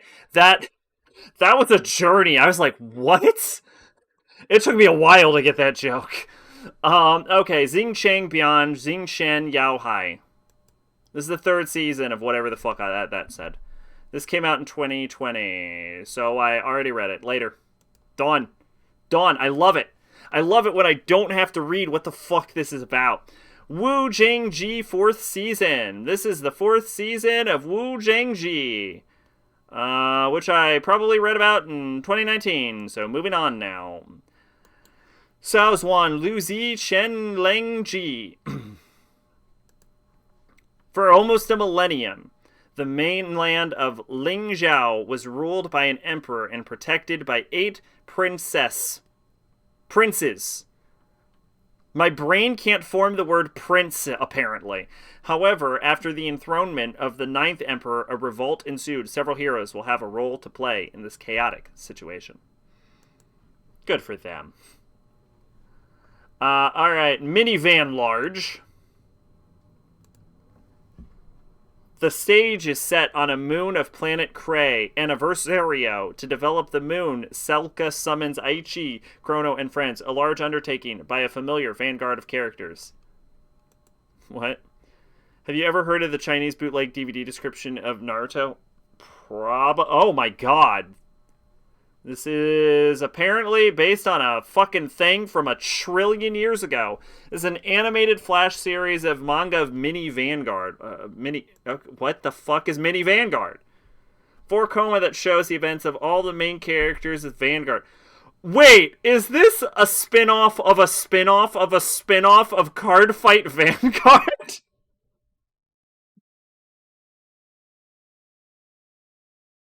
Okay. I've never seen Card Fight Vanguard before, but all right, never mind. She was hotter in her thumbnail. No, I don't believe I have. Shabake. This is a special produced to celebrate the 20th anniversary of the Shabake novel series. It's cool. I don't know what that is. Naishan Zizun.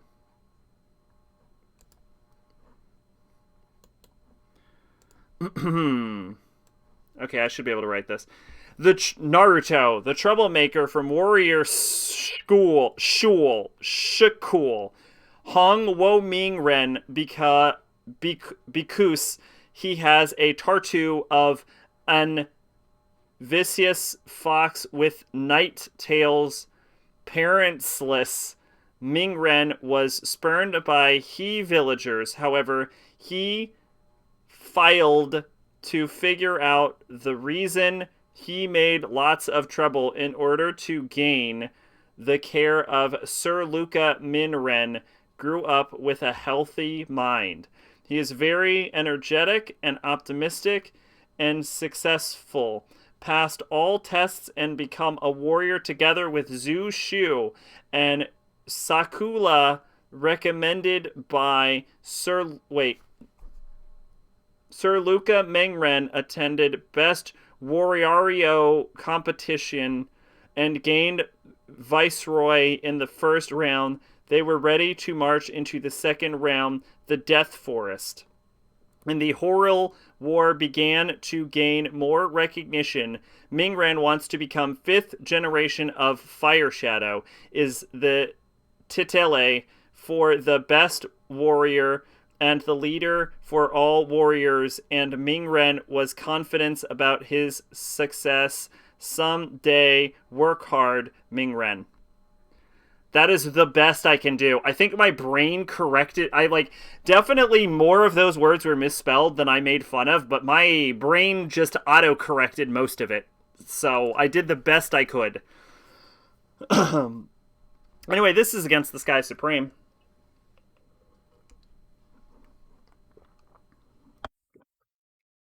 The entire universe is divided into the inner universe and the outer universe. The two universes are enemies of each other. The outer universe is ruled by demons. The inner universe is divided into the realm of gods, the eternal realm and the mortal realm. In the universe, there are countless mortal worlds like the Tianfa continent, and they are collectively referred to as the Zhuxian Xin region. It is the field of Zhuxian Jin. 9 immortal emperors commanded all star fields in 9 layers. Above the 9 heavens is the realm of purification of immortal gods. Excuse me.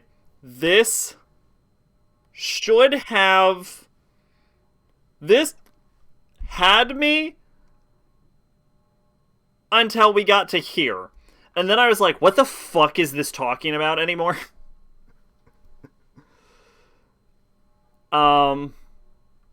Yeah, also, this isn't a plot.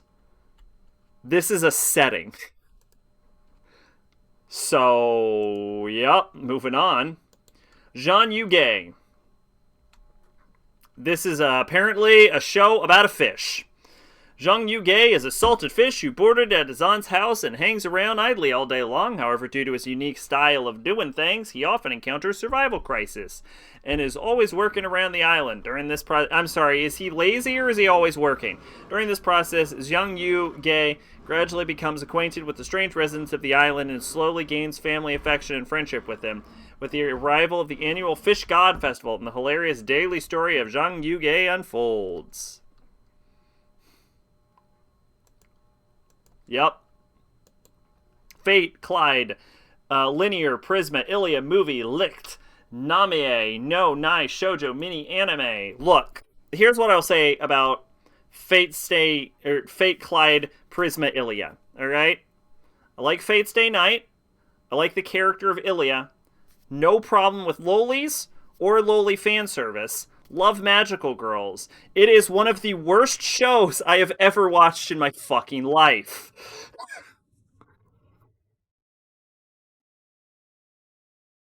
Let's see. This is just a mini anime before the movie for the Fate Stay Night Prisma Ilia movie. This is Gabuli. This is a mixed multimedia project. That's it. That's all we know about it.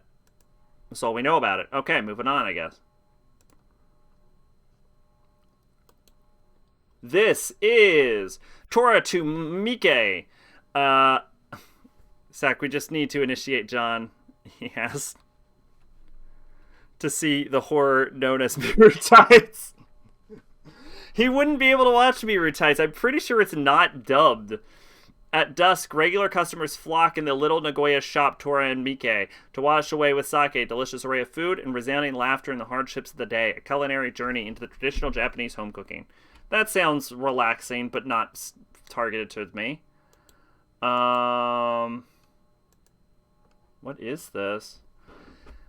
Toni Kaku Kawaii SNS. When Nisa is called to work suddenly, Tsukasa faces his first night alone since they married. Struck with loneliness, she takes a hold of a smartphone that Nisa gave her as a gift. Even apart, they remain connected at heart. Oh, I think this is actually a series that I have on my list, isn't it? Yeah, Over the Moon for You. Yeah. So I'll check that out when time comes. But the episodes are so short. Well, you can try if you want. Okay, this is Ancient Magus Bride. Mahotsukai no Yome Nishi no Shonen to Seirin no Kishi. Which I think I reviewed at one point. The story takes place shortly before Caraphilius took a nap, and Chisei becomes an auditor at the academy. Elias and his friends help Chisei prepare for the academy. I don't know what this is talking about. We're in the middle of everyday life. Spriggan visits the mansion on a spooky horse with the words, "The appearance of the ghost haunting association is unusual this time."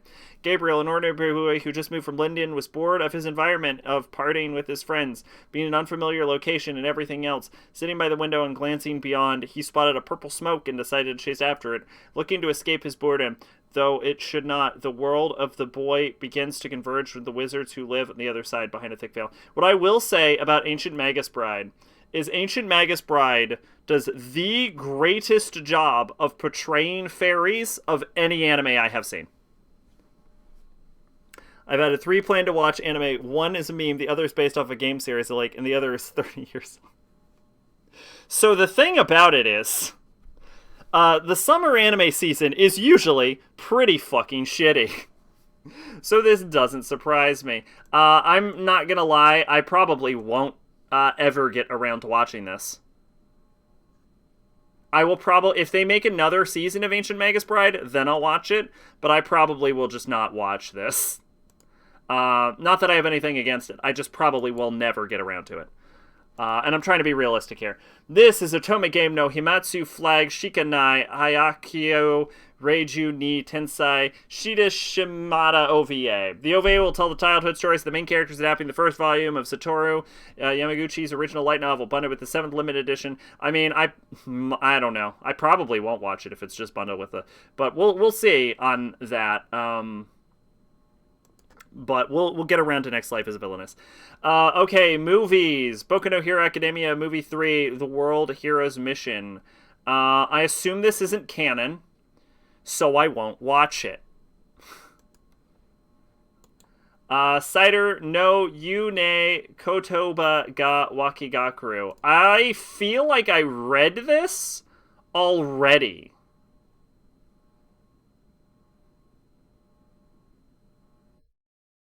I feel like I already read this. I guess I'll read it again.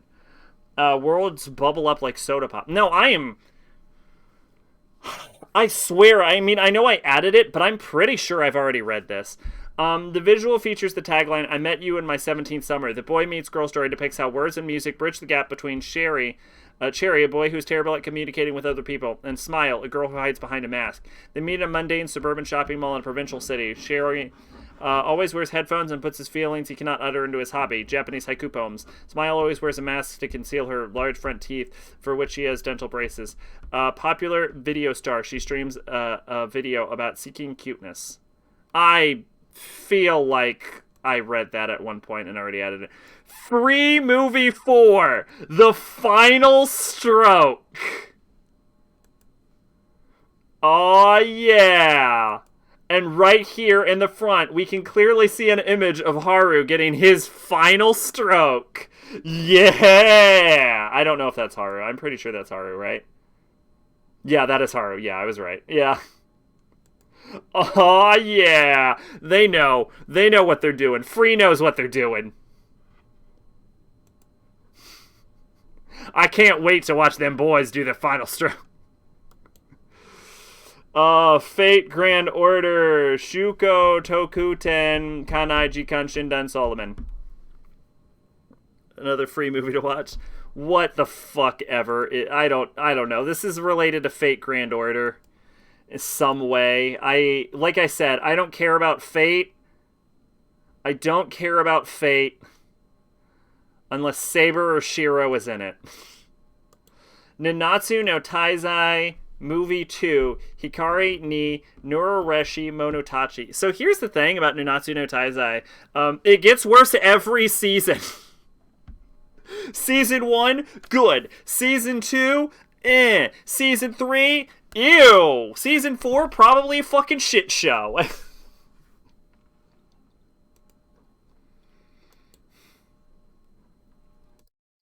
Okay, Kakushi Tagoto movie. Compilation movie, the TV series, which include... Didn't we talk about the TV series? What do I fucking care then? Yeah, we did. I added it last year. Which includes new scenes that were not adapted into the television anime in different perspectives. Cool.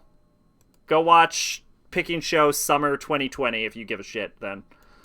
Ryutu Sobu Kasu no Hime.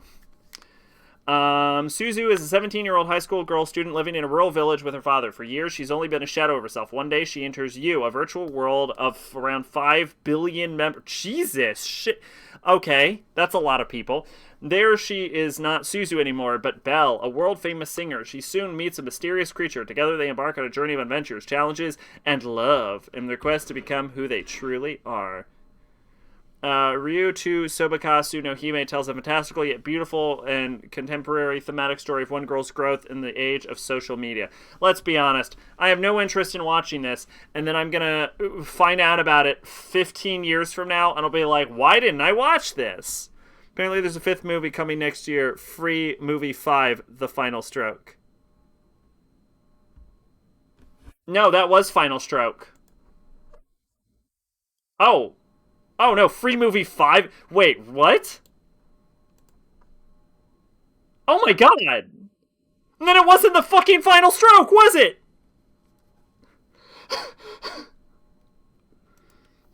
Motherfucker! Apparently there's another Free series I didn't see, so I gotta see that. See, I have watched exactly 0 Free. I have only watched Octopimp's Abridged Free, and I'm totally happy with my decision.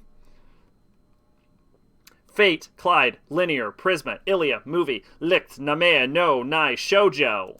Yo, I already reviewed, I think I already described Prisma Ilia as the worst fucking thing I've ever seen.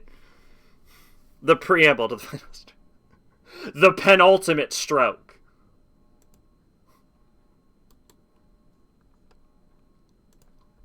Kirino Mosaic, thank you. This is clearly related to the famous Kirino Mosaic series, which I actually think is too old for me to have read. So,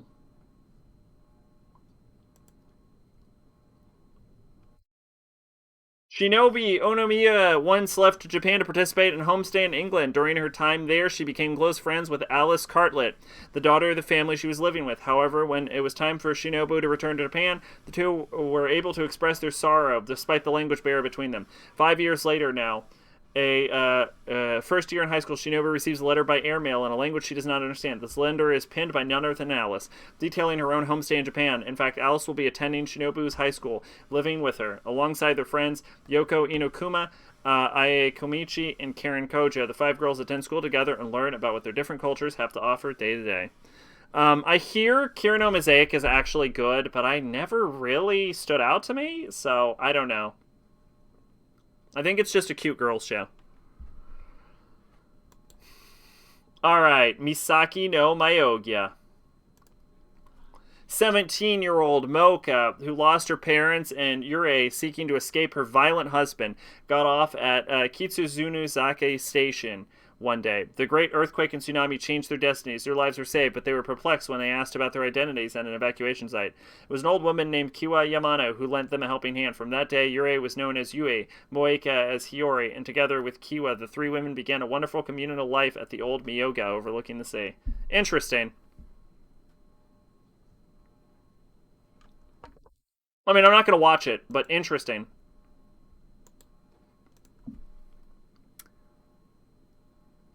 According to Mal, I haven't seen any of the Free movies. That's incorrect. Well, you gotta fucking fix it. Princess Principal, Crown Handler 2. Yeah, I mean, obviously I'm gonna watch. I'm probably gonna watch this. I mean, let's be honest. They would have to have really fucked up Crown Handler 1. Guy, let me just add all Crown Handler. They have to really fuck up Crown Handler for me to not be interested in Princess Principal. They're making a 4th one? Oh, okay. And a 5th one. And someone just fucked around, didn't they? They have not confirmed 6 Princess Principal movies.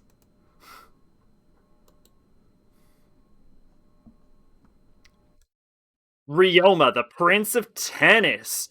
Shinsei movie, Tennis no Ojo-sama. The film will feature an original story that takes place during the 3 months following the ending of Prince of Tennis and the beginning of its sequel, Shin Prince of Tennis. Sounds cool if you're a Prince of Tennis fan, which I'm not. I will have to watch it one day because I do have it on my drop list now. Bang Dream Film Live 2nd Stage.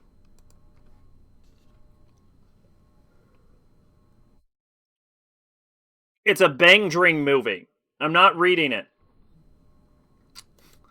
Tomorrow's Leaves. Tomorrow's Leaves is a short animated film inspired by the Olympic values that provide a fresh perspective on the Olympic values of excellence, friendship, and respect. And lots of steroids. All right, this is Crayon Shinshan Movie 29 Mystery Meki Hana no Tenketsu Gakuen. I think the most important thing about this is that there's only been 29 Crayon Shinshan movies, and that seems like a really low number, considering Shinshan has been going on since forever. There's like, what, 10,000 fucking episodes? That's probably too high. My guess is 5,000 episodes of Shin-Chan.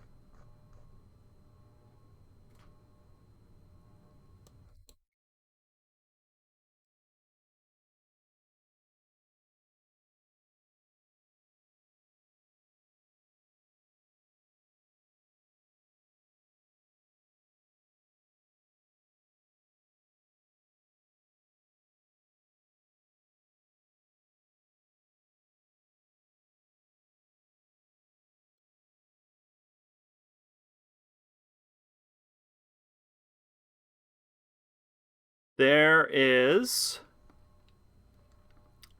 Oh, the manga actually ended. Interesting. Would have assumed Shin-Chan would have had like. Yeah, no, exactly. Oh, okay, less episodes than I thought. According to this, there's only 1,077 episodes of Shin. Anyway. Let's see. Gundam G Rekengusta Movie 3. Uchukara no Isan. Zaya-san has almost like 3,000 episodes. Oh, is that number one? That's number one, isn't it? Yeah, that's number one. Since 1969. Third film in the 5-part Gundam G no Rikugusta movie set to be released in 2021. Probably read this at some point to someone at one moment.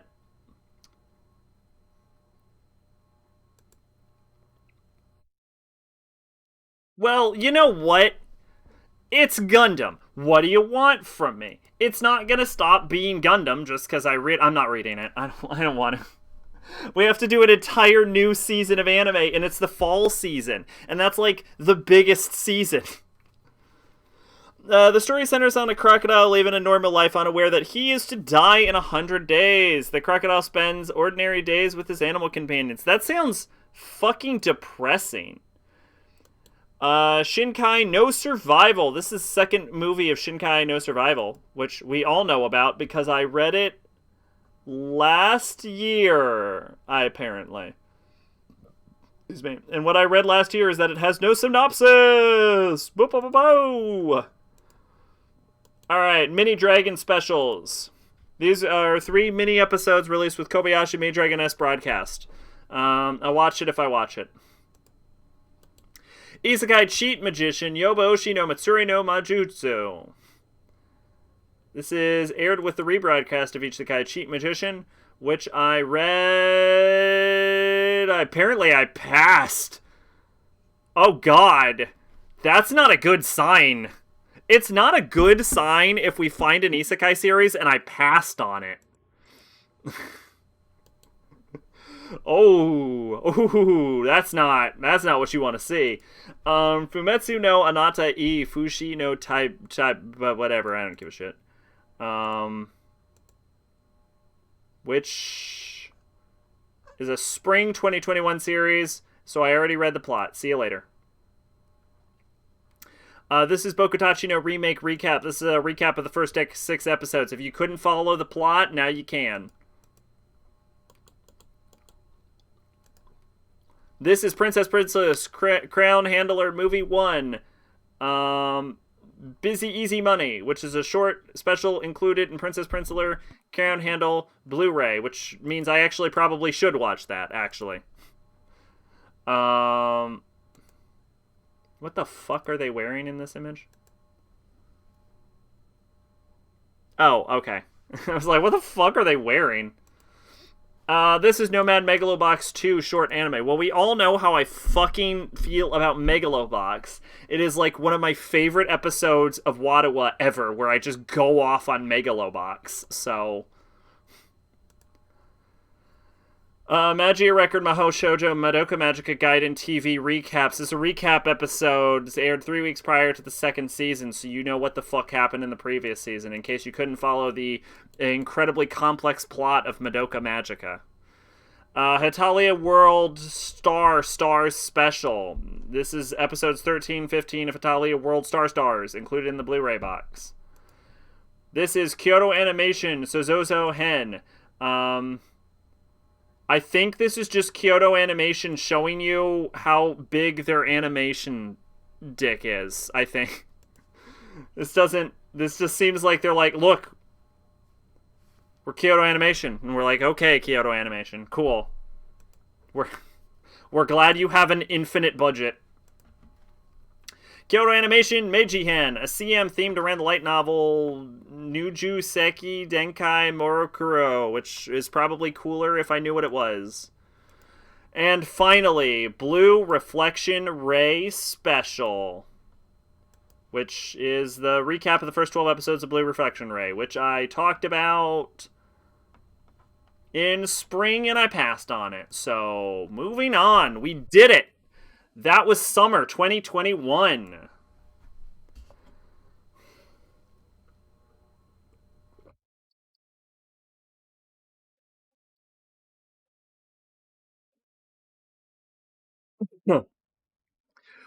Oh, this show is hell on my voice. Okay. Did I get message? No, I didn't. Alright. Okay, what do we got here? Actually, this is a good time to go to the bathroom. Let's take a bathroom break. Bathroom break, everyone. Everyone go to the bathroom. We'll be back in like 2 minutes. How about that? Everyone bathroom break. We'll be back in 2 minutes, and I will read you all about this show I'll probably watch. Alright.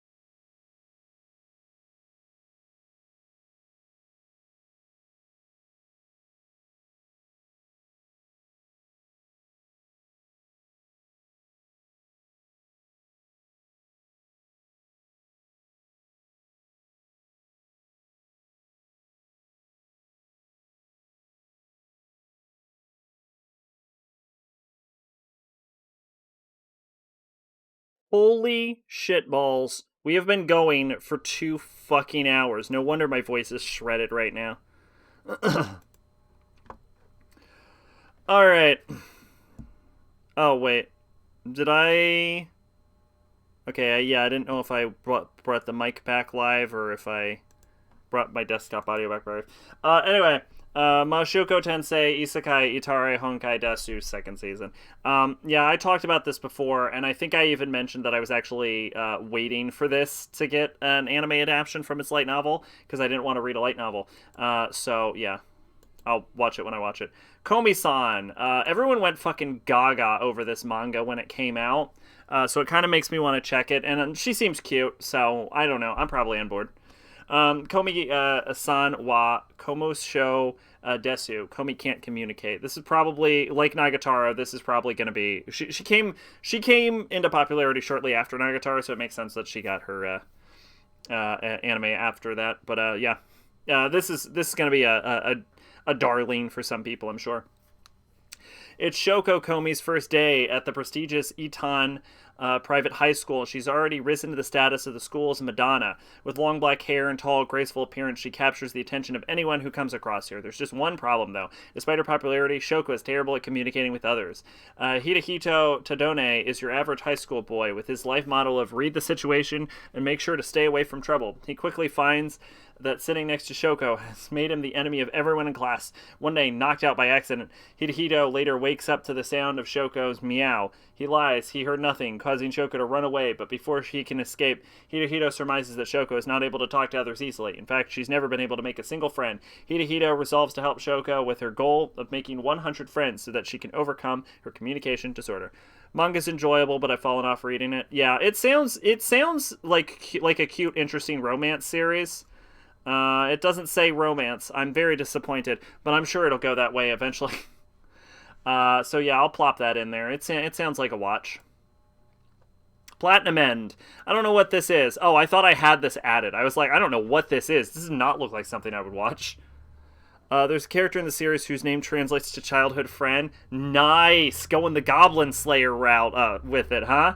Who are you? I'm an elf. Cool. What about you? I'm fighter. Nice. I'm Goblin Slayer.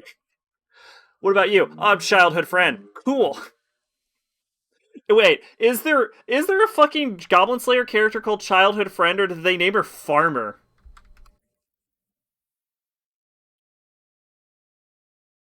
Hold on. What is Goblin Slayer's childhood friend's name? Is it fucking Farmer? What is it? Hold up. What did they name her? Goblin Slayer's older sister, Hero.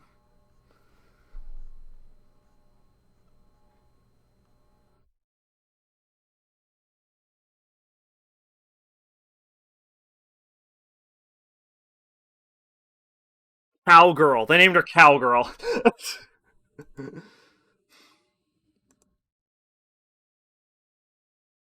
All right. They also wear the top half of the boys' uniform and the bottom half of the girls' uniform. Okay. All right. Let's see. Platinum End. Why do I actually feel like I've heard of this? Wait, what is Platinum End? It's based on a manga. 2015 manga. I don't know why I would have heard of this.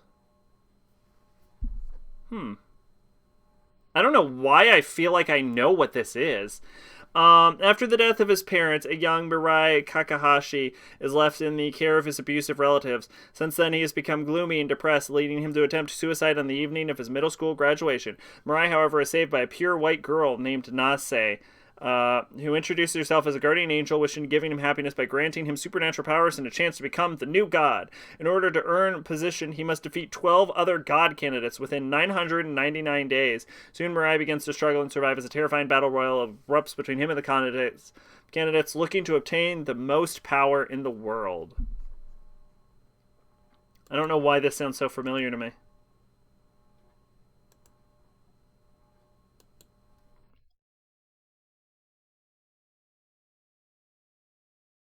Art, Takahashi Obata. Story, Sumugi Oba. Did art for... No, that's his anime work. What did he do manga-wise? Art for All You Need Is Kill. Does art for Bakuman. Death Note. Oh, that's why. That's why. Okay. Oh, this is the Death Note creator. Oh,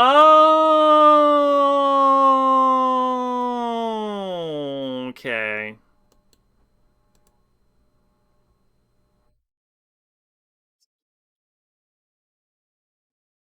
It's all the context I need. This is by Death Note's creator. You know, honestly, knowing that this is by Death Note's creator actually makes it sound kind of interesting. You didn't like Bakuman? I never tried Bakuman.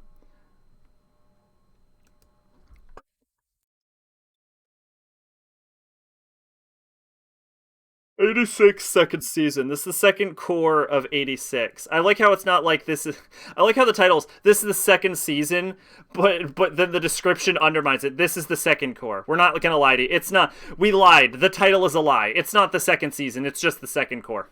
Um I already added 86. I don't know what you want from me. Everyone used to hype that manga up, but I really wasn't into it. I think it's just about making manga, which is why I never really gave it a try. I don't really care about what type of blood goes into my entertainment. I don't want to see the cow before I eat it.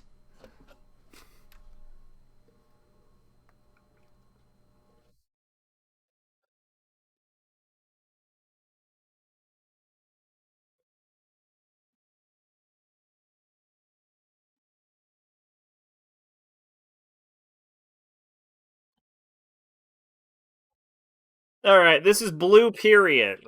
It's like a normal period, but it comes out blue. Very alarming. If your daughter has a blue period, she might be part crab. Get that looked at. Anyway, second year high school student Yatora Yaguchi is bored with his normal life. He studies well and plays around with his friends, but in truth, he does not enjoy either of those activities. Bound by norms, he secretly envies those who do things differently. I hate him already. That is until he discovers the joy of drawing. When he sees a painting made by a member of the arts club, Yatora becomes fascinated with the colors used in it. Later, in an art exercise, he tries to convey his language without words, but instead through painting. After that experience, Yatora finds himself so invested in art that he decides that it's what he wants to do for a living. That's a great way to fucking die. But there stand multiple obstacles in his way.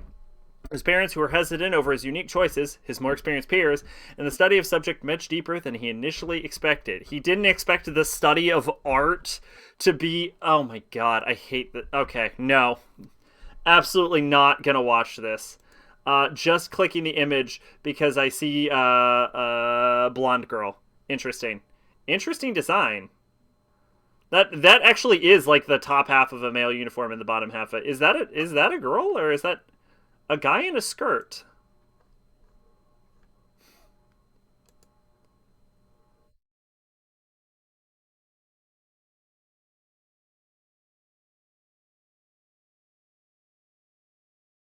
They might be gender neutral because this doesn't use gendered language. Okay, well, fair enough. Anyway, let's see, Miroku-chan. Oh my god. I looked at this for more than not at all and then got terrified by that fucking horrible monster in the background.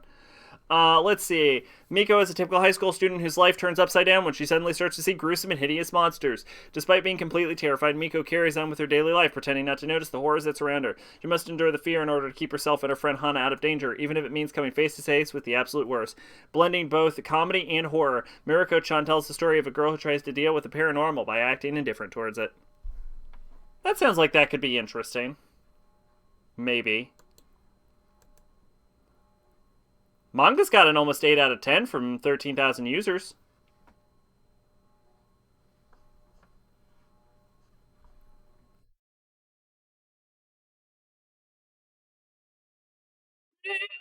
Okay, why not? I'll give it a shot. We'll see. What is this? Talked Up Destiny.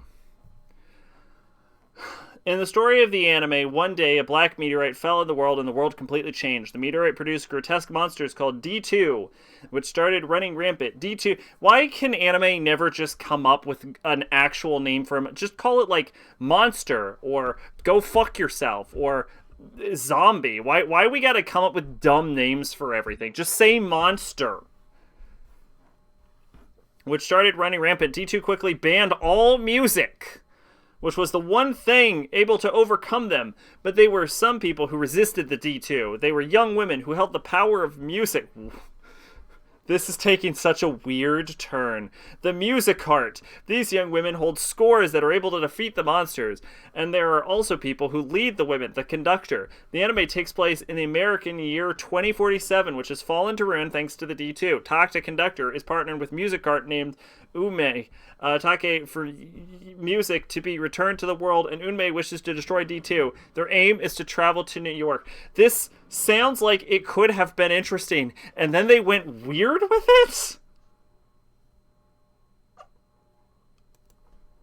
Clicker, walker, just call damn... Yeah, no. Yeah, what the fuckity fuck? It looks... I mean, that's a fucking gorgeous-ass screenshot, though. I'm not gonna lie. And I like the road trip vibes here. I'm actually getting a little bit of a feeling for this. I don't know. Who made this? Madhouse and Mappa. Those are two good animation studios. I think they're phoning it in because this looks 3D animated, but... Some good character designs. Who's making this? Yuki Ito. Who the fuck are you? Who are you, Yuki Ito? You did Green Blue Fantasy the animation, which turned out better than it had any right to, and you did Lyrical Nonoha Vivid, which you did with that what you could, I guess. Animated by Madhouse and Mappa, but the plot is so fucking weird. Yeah.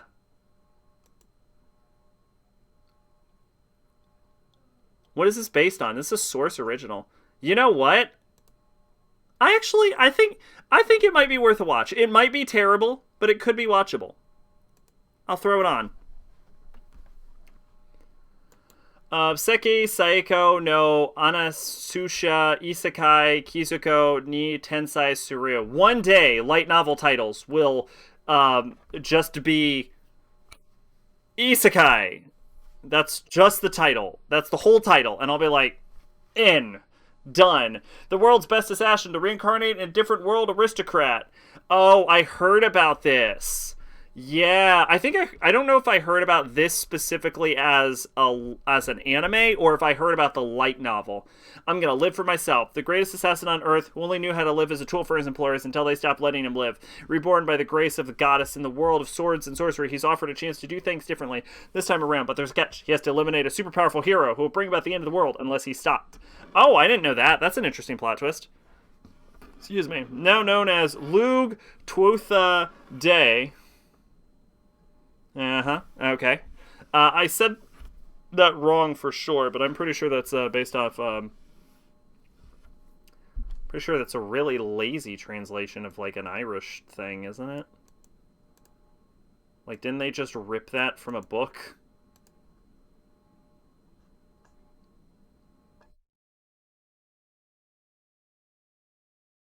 Yeah, they did. Yeah.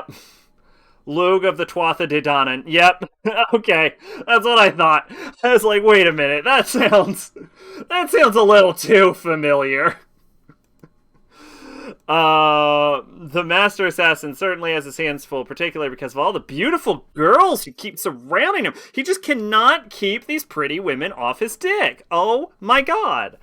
Luke may have been incomparable killer, but how will he fare against foes with powerful men? Whatever. You know what? I'll try it. I'll try some things once.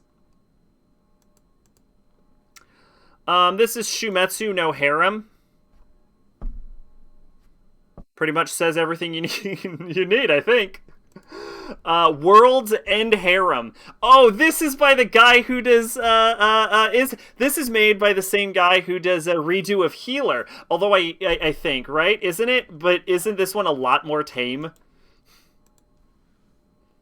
Isn't this the redo of Healer guy, Link?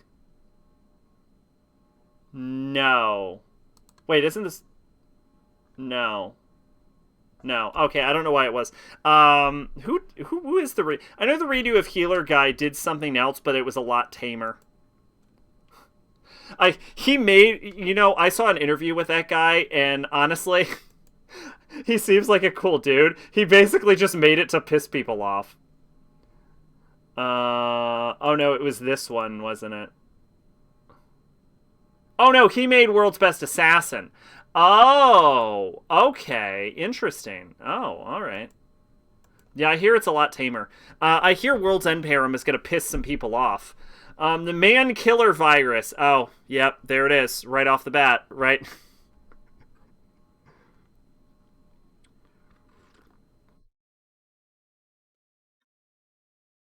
Right off the bat. Lethal disease that's eradicated 99.9% of the world's male population. Mizuharu Reito has been in cryogenic sleep for the past 5 years, leaving behind the Tachibana Arise, the girl of his dreams. When Reito awakens from deep freeze, he emerges into a sex-crazed new world, where he himself is the planet's most precious resource. Reito and 4 other male students are given lives of luxury and one simple mission: repopulate the world by impregnating as many women as possible. All Reito wants, however, is to find his beloved Arisa, who went missing 3 years ago. Can Reito resist temptation and find his one true love? Oh, that actually sounds nice. I didn't realize it was a love story. All right, so we've got we've got hot women. All right, we've got a cast made of exclusively hot women, and we've got a love story. I don't know what more I could want, but that is clicking all of my boxes. Let's do it. I made a light novel titled it was too. That's how you know you made a real novel title right there. I fucking slid into a country accent for like 2 seconds. I don't know what happened there. Speaking of a light novel title that's too long, this might in fact be the longest light novel title I have ever... This... Hold up.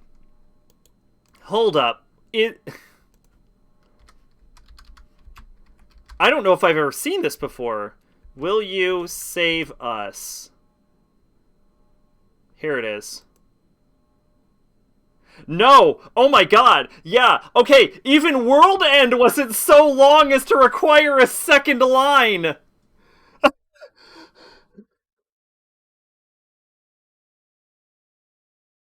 I was the world's greatest gamer, but then I was hit by a truck, and then I was reborn as a powerful hero in a fantasy world, but when I want to kill the Demon King, he kicked my ass, and I was reborn as a fly and had a good time as a fly. I flew around and licked spilled soda and shit, and then some asshole swatted me, and I was reborn as a low-level goblin in a hacked MMO. He was a toddler, I was killed very easily, and now I've been reborn as a cute girl who looks mysteriously like my previous life's girlfriend. That sounds completely watchable. Oh shit, John! With the resub! 18 months! Oh man, 2 babies, John. Welcome. I should be done with this before Dark Souls time. Don't worry. Assuming you're still good for Dark Souls. Yeah, coming in hot. I hope. I hope I'll be done with this in time for Dark Souls. Welcome. How are you doing today? Yeah, no. No, I seriously look at this though. Suka is previously the record holder. I can't tonight, still at work. Oh, all right. That's okay. I'm not sure if I would have been done in time. I'll write that if Kunisha pays me. Suka previously was the longest title I'd ever seen. I mean, look at this fucking monstrosity, right? But now.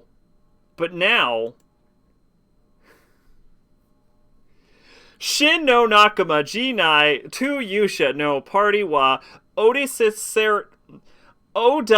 Serita Noda Henkyo de Slow Life Suru Kota ni Shimashitsu.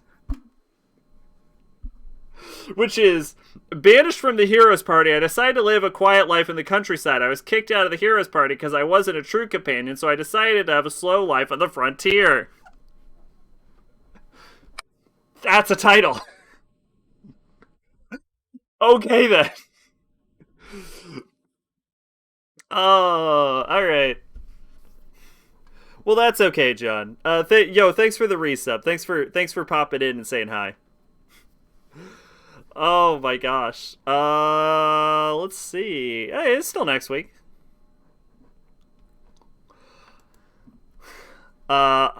iPhone pre-order weekdoms suck, so I'm here until 109. Oh, when does the new iPhone come out? I'm asking. Not because I plan to get an iPhone. A heroic and mighty adventure dreams of opening a pharmacy. Why are we opening another fucking pharmacy? Oh, next week? Okay. Red was once a member of the Heroes Party, a powerful group destined to save the world from the evil forces of Tarxion, the raging demon lord. That is until one of his comrades kicked him out. Hoping to live an easy life on the frontier, Red's new goal is to open an apothecary. However, keeping secret his former life may not be as simple as he thinks, especially when a beautiful Rit, an adventurer from his past, shows up and asks to move in with him. No, seriously, how is this the second fucking pharmacy isekai? How is this the second? Oh, I don't think this is an isekai series, but how is this the second fucking fantasy pharmacy series we've encountered?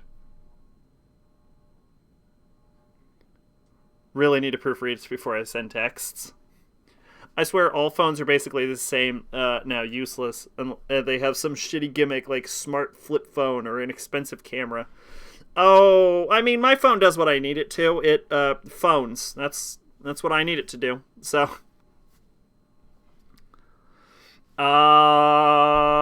I know okay, I'm gonna be totally honest with you. I might just be adding this because the title is so fucking comically long.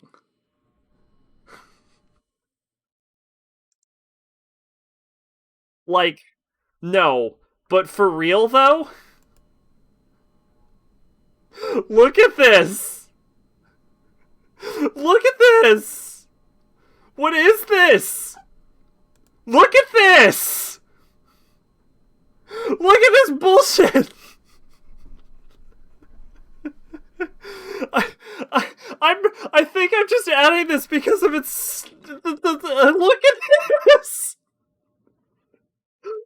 Holy shit!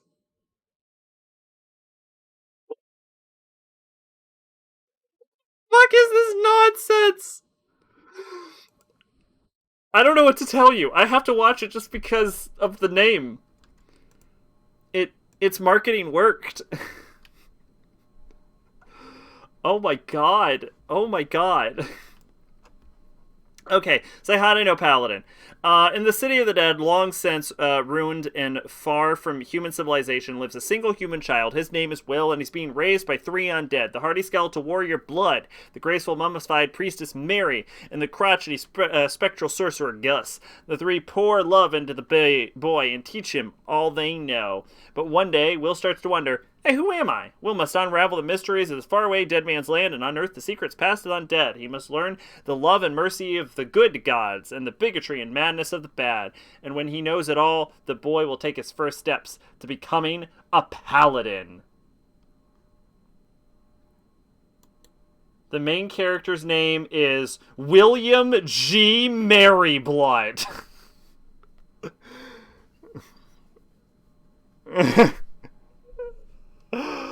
Oh, but don't watch it at work.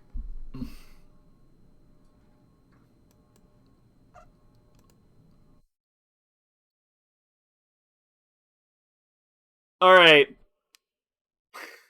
I might just be interested because of the lady in the sky, who I assume is one of the good gods. Children's Playground Entertainment. I've never heard of this studio. Oh, they did Citrus?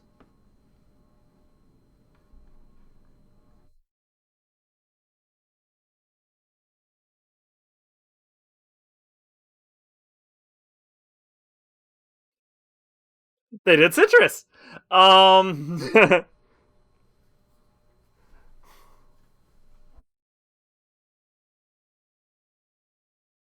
yeah, did I actually add this? I don't know. I did. Okay. Senpai ga Uze Kohai no Hanashi.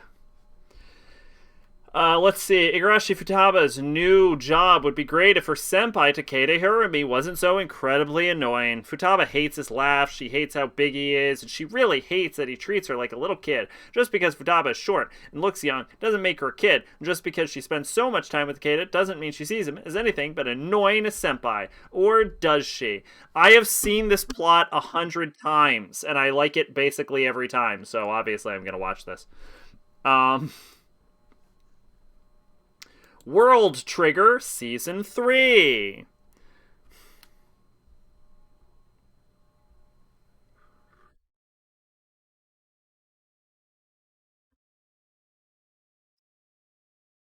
This is the third season of World Trigger, which I probably read at one point.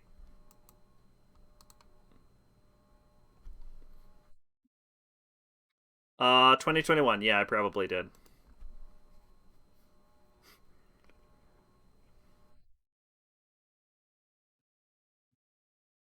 Isekai Shokodo 2.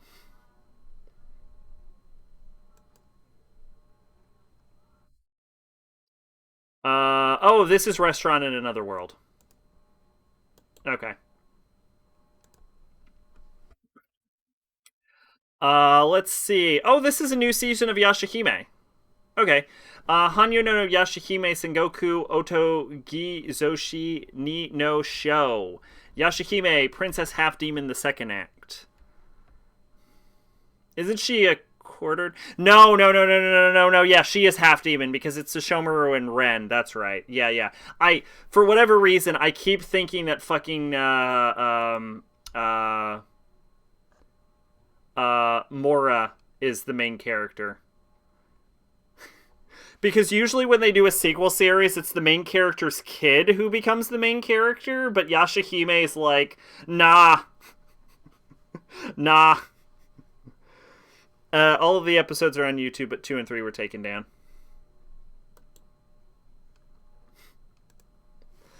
Suki to Laika to Nosferatu. The first astronaut in human history was a vampire girl. Seems normal? Why not? Following the end of World War II, weirdly, okay, the world-dividing superpowers, Federal Republic of Zernutra in the east and the United Kingdom of Arnak in the west, turned their territorial ambitions towards space. Both countries have been competing fiercely for development.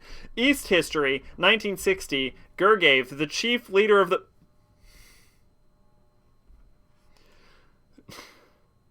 Chief leader of the Republic announces the manned spaceflight program Project Maktat Dream, which, if successful, would be the first feat for humankind. At that time, Lev Leps, a substitute astronaut candidate, is ordered to perform a top-secret mission, the Nosferatu Project, a program that experiments with vampires prior to manned missions. We use Irina Luminesque as a test subject, and Lev is to monitor and train her.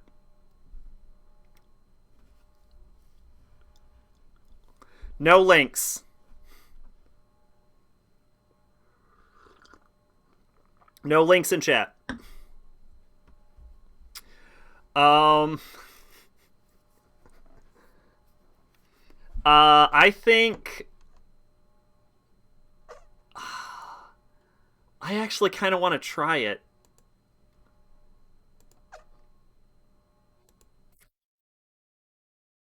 Sure, I'll watch a Vampire Girl go.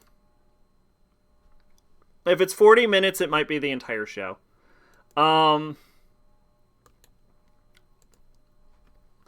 Taisho Otome Otogo Binashi.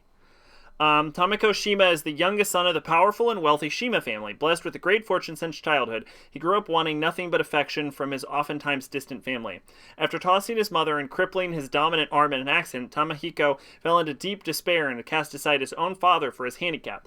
Condemned to live isolated in the countryside where he would not bring shame to his family name, he resigned himself to dying alone, until one day a young girl named Yuzuki Tachibana appeared on his doorstep, proclaiming that Tamiko's father sent her to be his bride. As she takes care of Tamahiko, Yuzuki brings feelings of springtime into Tamahiko's dreary life, allowing him gradually heal from his deep emotional scars of his youth. Their lives slowly intertwine as both Tamahiko and Yuzuki taste the fruits of their first love. Oh, that sounds cute. Okay, why not?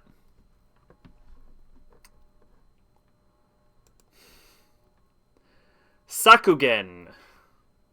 That almost sounds like it's like Sakuga.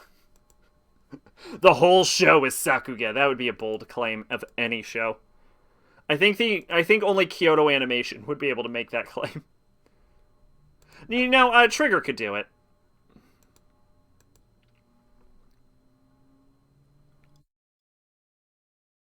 Let's see. Far in the future, the human beings were pushed into the deep underground world called Labyrinth, and they are living shoulder to shoulder.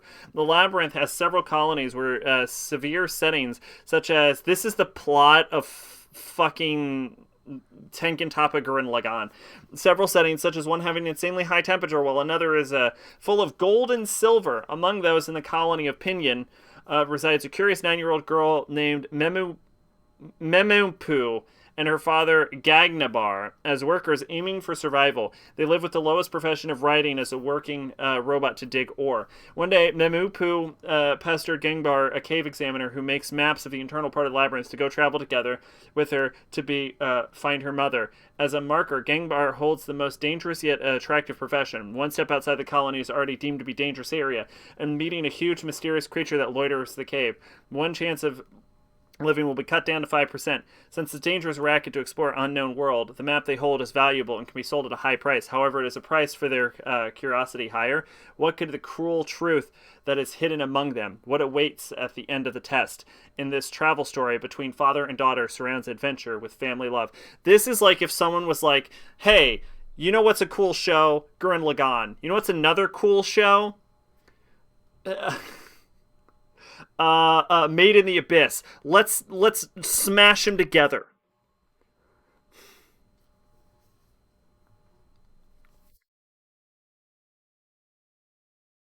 What do you mean you sat through Two Girls, One Cup, John? Hungry Bitches is a fucking movie made by the gods.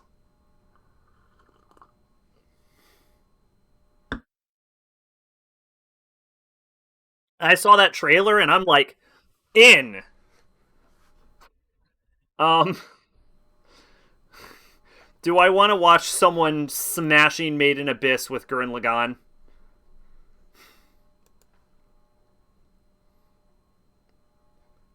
I don't.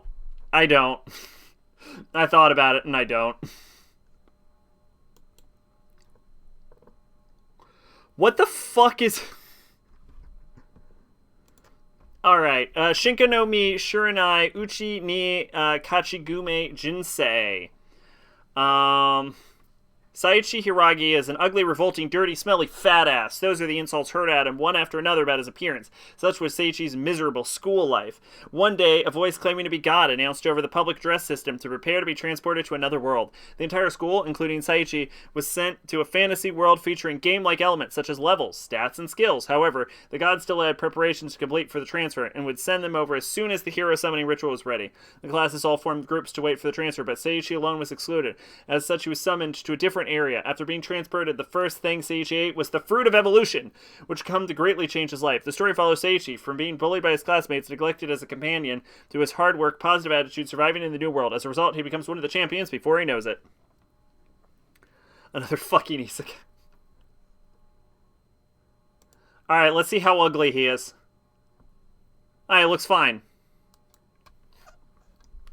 I love, I love the new trend I'm seeing in isekai series where they're like, you're ugly and nobody likes you, and then he's just surrounded by like cute girls and he's like totally normal. It's like such a fucking over the top wish fulfillment bullshit.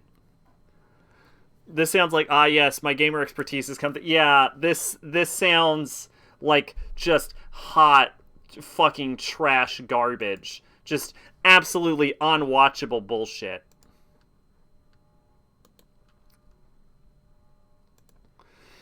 Alright, Osama Ranking of Kings.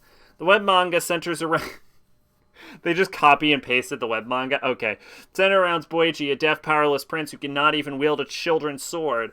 As the firstborn son, he strives hard and dreams of becoming the world's greatest king. However, people mutter about him behind his back as a good-for-nothing prince, and no way he can be king.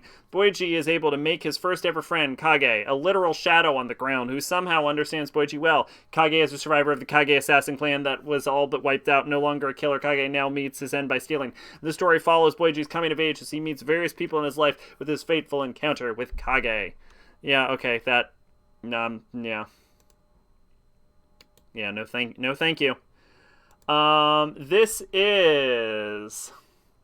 Kyoketsuki Sugashinu. The vampire dies in no time. Vampires are said to have many weaknesses, such as garlic, crosses, sunlight. Game-loving vampire Lord Draluk It just so happens to be weak to everything. He dies, turning into a pile of ash at the slightest shock. After vampire hunter Ronaldo learned of the castle inhabited by the vampire rumored to have kidnapped the kid, he went there intending to take the devil down. However, the vampire turned out to be Draluk, a wimp who keeps turning to ash at the smallest things. Moreover, the kid wasn't being held captive. He was just using the haunted house as his personal playground. When the castle is destroyed, Draluk moves into Ronaldo's office, much to the others' chagrin. Despite their differences, they must work together to defend themselves from rogue vampires, Ronaldo's murderous editor, investigators, and more, with Draluk dying continuously along the way. Yeah, that's a show. That sounded like a show. Kaginado, a crossover television anime featuring chibi renditions from Canon Air Claned Little Busters rewrite. It's like they wanted to, yeah, it's like they wanted to do Isekai Quartet. What a weird... Okay. But weren't Air Canon and Claned all by the same person, or just the same people?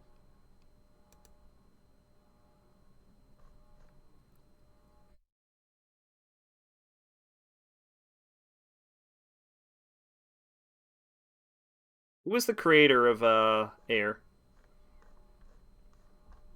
I know Air, Canon, and Claned are often held together.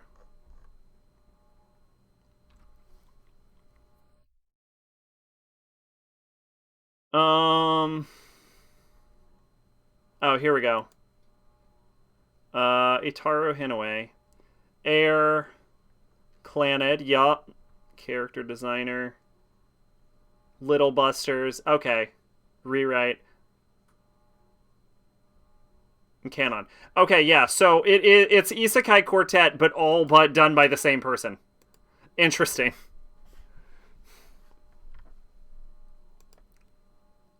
Muv Love Alternative. This is based on a visual novel series. I'm actually more likely to watch the anime than read the visual novel. I'm not even gonna lie to you. Side story Muv Love Total Eclipse.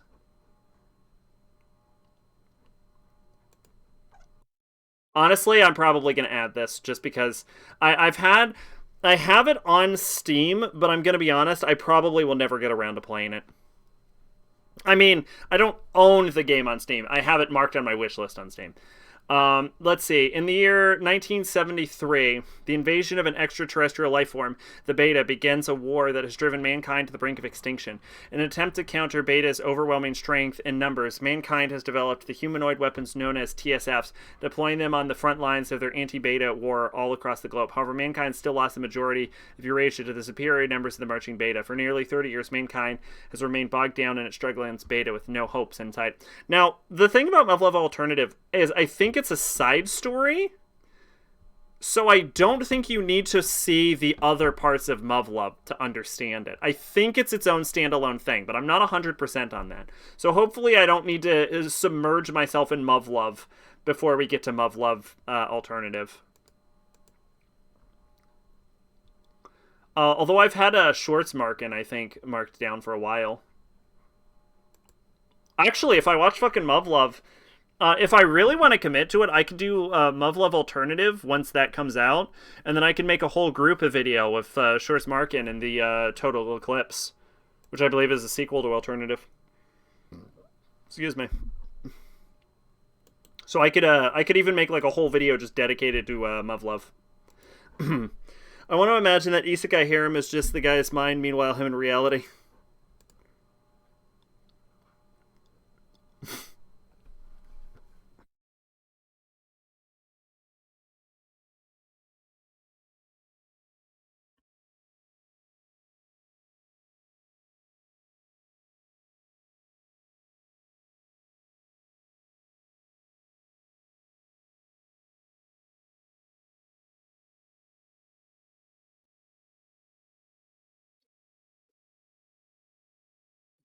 You know what would be another interesting line is maybe there isn't a magic fruiter at all. Maybe he's like super hot and he just has like a really big self-esteem problem and he's hearing like people calling it making fun of him in his head only.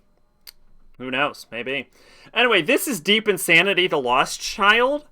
Madness and awakening, unawakening sleep, Randolph syndrome. The new illness is slowly but steadily approaching humanity. Caused by the huge underground world asylum that appeared in Antarctica, there are strange creatures different from Earth and unknown resources. People bet their lives on the depths of the mysterious new world to get huge wealth, organizational plots, or their own ambitions. Here alone, a young man with a wish in his heart is trying to challenge the front line of Asylum. That is just the plot of Made in Abyss. It's just the plot of This is someone saying, Made in Abyss did well. Hey, Call of Cthulhu does well. Slam it. Or is it Mountains of Madness? Yeah, it's at the Mountains of Madness, isn't it? Mountains of Madness. I believe at the Mountains of Madness is the story where they go to Antarctica and then they find Cthulhu. Is that correct? The disastrous expedition to Antarctica in September 1930. Yes, it is. Yup. Oh, never change anime. Never change. Okay. No. That was a hard choice. I actually was a little interested, but no, you gotta say no sometimes. You can't watch every anime that ever... What the fuck is happening here? Visual Prison. Angie Yuki, a boy who wrestles with deep-seated loneliness and can't fit in. With nobody to call family, he leaves his hometown. Longing to see an artist he admires perform, he heads for Harajuku, where he encounters a live battle between Visual K units Eclipse and Lost plus Eden. Overwhelmed by energetic performance, he's suddenly struck by intense pain. Okay, well, it's got an interesting aesthetic, I'll say. Obviously, I'm not going to fucking watch this. You ever see that H.P. Lovecraft hentai? No? I have not. Let's see. Sankaku Mado no Sotogawa wa Yaru. We got some hot boys being gay together, I think. Right? Boys love. Oh, they just say boys love? They don't... Oh, did they merge, Shonen Ai and Yaoi into one genre? Is it just now boys love? Because I'm okay if they do that. That makes it easier on everyone. As long as they merge Yuri and Shoujo Ai and just create the girls' love genre. Is that a thing we're doing? If that's a thing we're doing, I'm okay with this. Avant-garde. Okay. All right. Yeah, they have changed the genres around.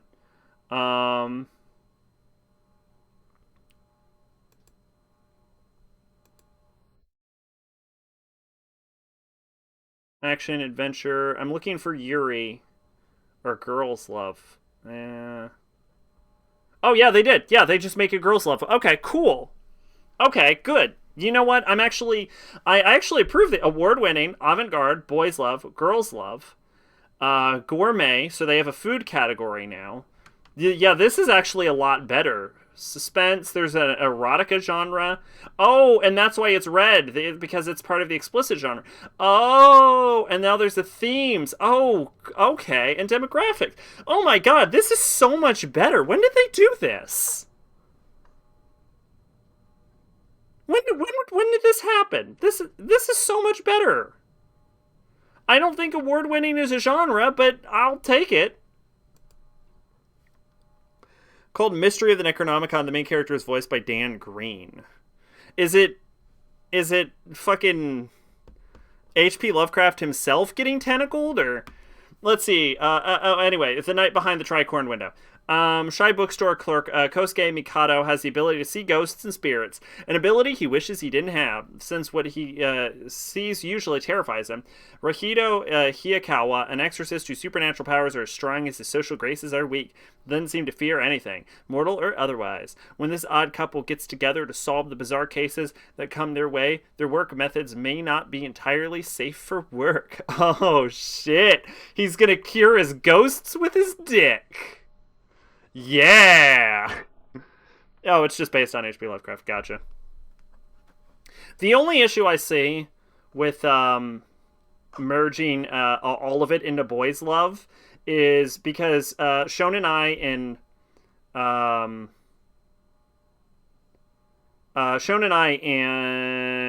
Yaoi are often targeted towards women. It might create, because I imagine they also like Lupin Bara. So that might create a bit of genre confusion.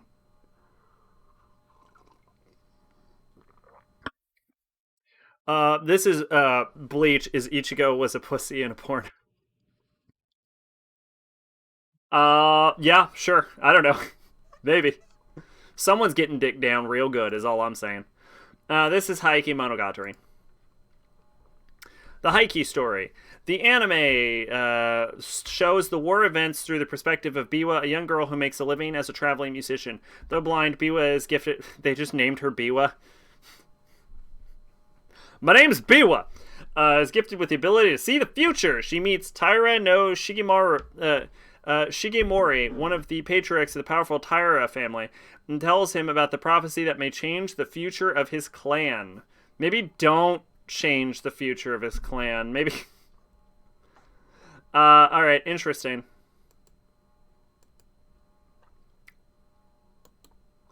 Lupin Part 6. I'm sorry, I'm supposed to be reading whatever this bullshit is. Now, Evologia ni mi wo Sasugayo. Doro had a character named Biwamaru. I feel like that's not as bad as just naming a musician Biwa. One day, Toshiaki Gozu, affectionately known as Gozu, a man who strays from society, is shot dead and somehow wakes up reincarnated in another world of a video game. Furthermore, standing before him is the game's last boss, the Demon King Evologia, who is always lusted after.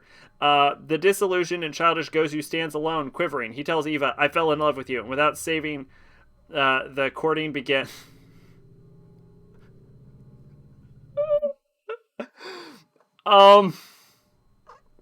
Okay. Oh, this is a Boys Love series. Okay, interesting. Oh, I thought that was a loli. Oh, okay. Man, that is horny man pose. See, I can't pull that off. If I made that, people would be real weirded out. How I was reborn in a video game and fucked the final boss. Nah, the final boss tops. You can tell by the pose.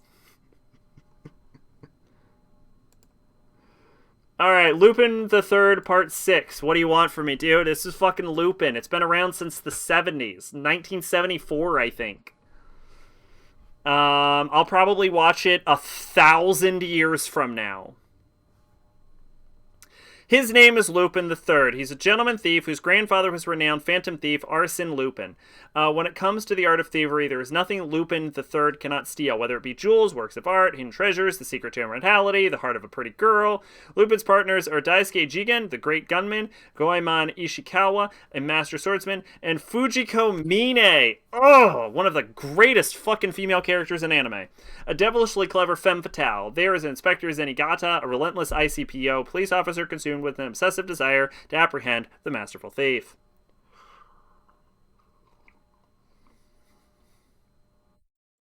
Yeah, I'll watch that probably 1,000 years from now when I catch up to the 850,000 episodes of Lupin the Third I'm behind.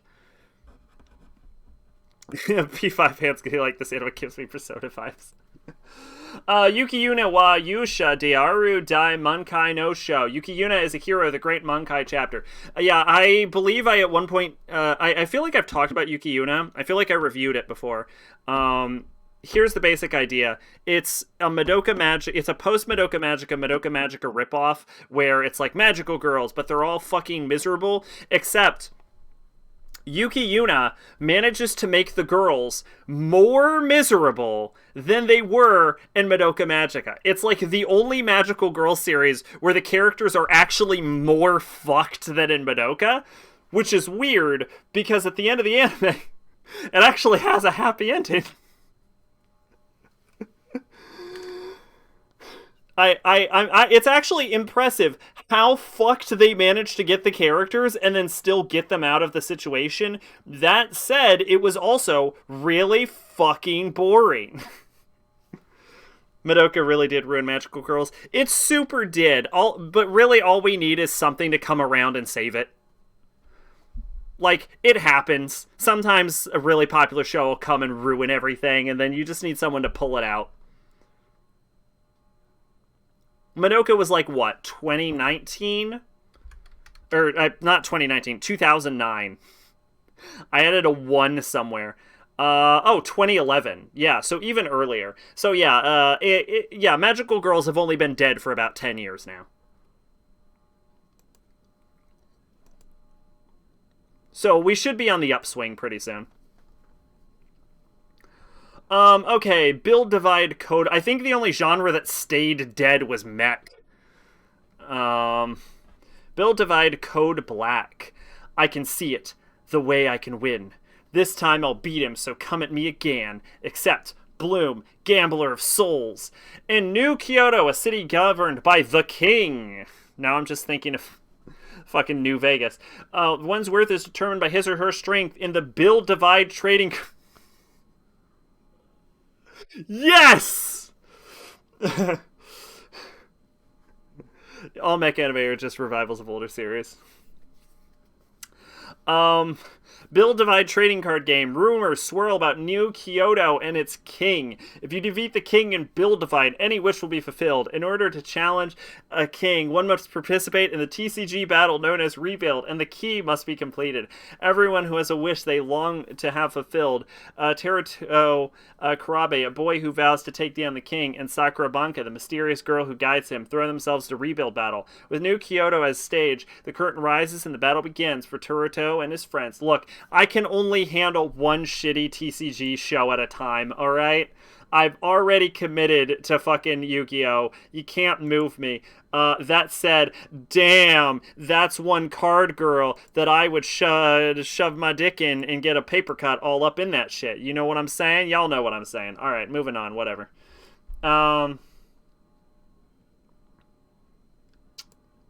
Let's see. What is this? Good heavens, look at the time. That just all says duel. Alright. Shikizakura. Shikizakura, where cherry blossoms are in full bloom while trees are colored. Whoa, what the fuck is happening? My eye drifted to the right, and I just saw two people in fucking robot outfits fighting with swords. Are in full bloom while cherry trees are colored with autumn leaves in this special place where the transient world meets the spirit world. A ritual to save humanity is about to begin. High school student Kakeru Miwa, by a strange turn of events, winds up being a regular member of a power suit team tasked with battling Oni. These Oni possess humans and try to cling to the transient world. Only the power suit, Yore, which combines ancient secrets with the latest technology, can protect people from Oni. Kakeru decides to become a hero who will battle Oni and protect Oka Myojin, the Shrine Maiden, fated with saving the world. Sakurazaka season. Oka dances as a shrine maiden in autumn leaves and cherry blossoms. Heroic action where the past and future and the transient world and the spirit world, thoughts, wishes, all intersect begin here. Wow, fucking hell, no. Jesus, shit. Interesting character designs here. See, 180 BOD Kimi ni Mimi wo Shiwase ni Dakeruka. Can I make your ears happy in 180 seconds? Girl, you can make my ears happy anytime you want. ASMR, or Autonomous Sensory Meridian Response, is a nerve tingling or relaxing response and sensation one gets to stimuli such as certain sounds or sights. As the title indicates, the anime will let viewers experience ASMR in 180 seconds. In the story, the heroine challenges her classmates to share in her hobby of recording ASMR works. To be honest, ASMR doesn't really do anything for me. Cute character designs, though.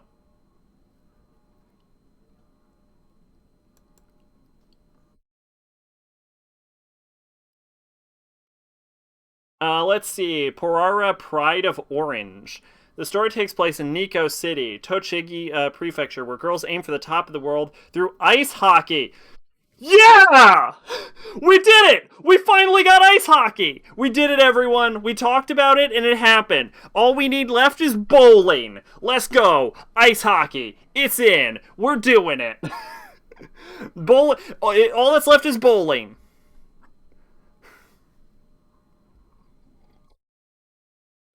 One away.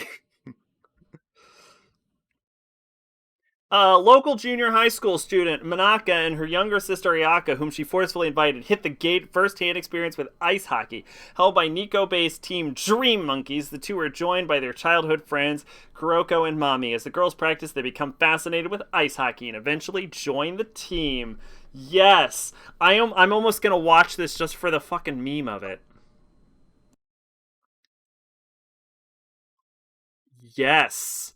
Yeah, you know what? I am gonna watch it just for the fucking meme of it. We did it. Now we just need to have a fucking bowling one and we're done. Tesla note.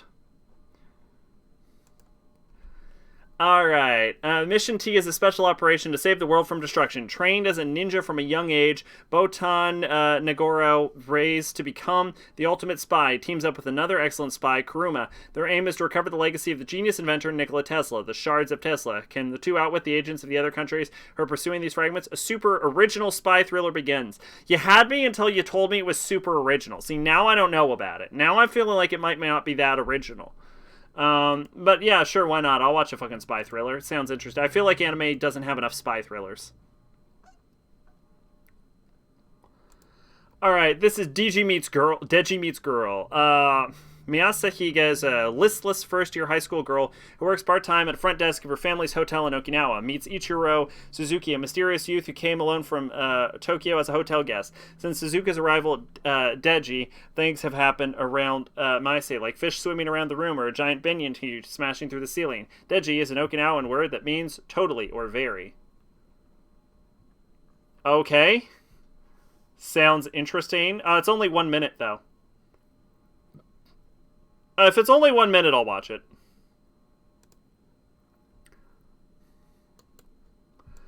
Okay. Yukinara Mug Cup Mo Ninban Ganma. Let's make a mug too. This is the second season of Yukinara Mug Cup Mo, which I talked about in spring. Done. Moving on.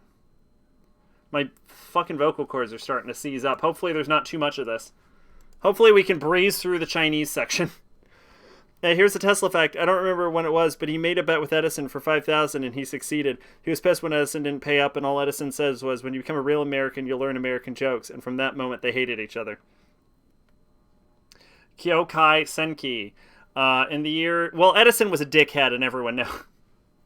Edison is one of those historical figures where everyone loved at the time, but if he came into modern society, he'd be like, oh god, everyone hates me now. In the year 2061 AD, Japan has lost its sovereignty. The Japanese people spend their days as oppressed citizens after being divided and ruled by the four major trade federations. The country became the forefront of the world-deployed development of AIM, humanoid special mobile weapon, by each economic bloc. One day, Amu Shiba, a boy who loves machines, meets Guy, an autonomous AI. The encounter leads Amu to cast himself into the battle to reclaim Japan, piloting a MAME Kenbu that he built himself. I'm sorry, is this not supposed to be Gundam? Because this is a Gundam. And I'm not saying all mech series are Gundam. I'm saying that's a Gundam.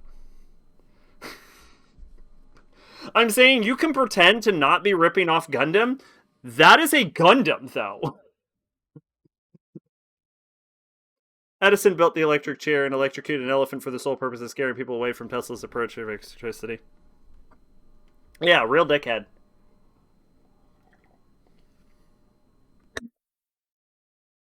Look at it. It even has like a vaguely 80s like hairstyles and like design. This is literally just a Gundam ripoff. Sunrise Beyond. Wait a minute. Wait, Sunrise actually makes Gundam. Is this actually supposed to be part of Gundam? Or is this supposed to be Sunrise owns Gundam? Why would they rip off their own this okay, maybe this is supposed to be part of Gundam.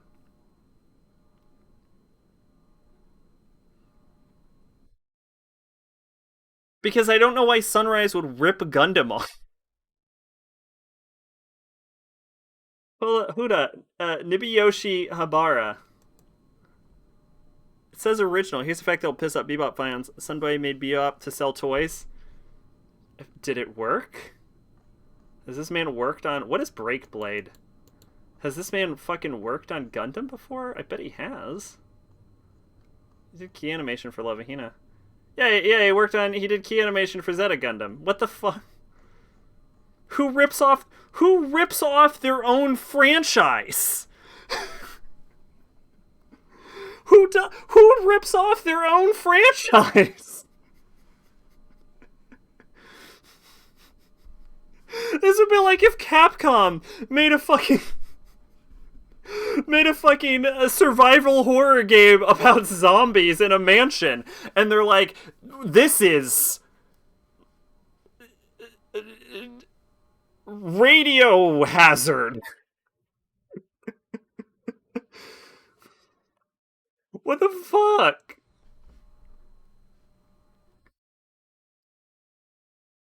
Considering Bebop is notoriously more successful outside of Japan, I'm gonna say no.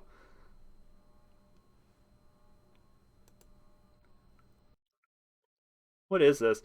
Rigert Arrow is different compared to other people in the continent of Cruzan. He's unable to control quartz. What?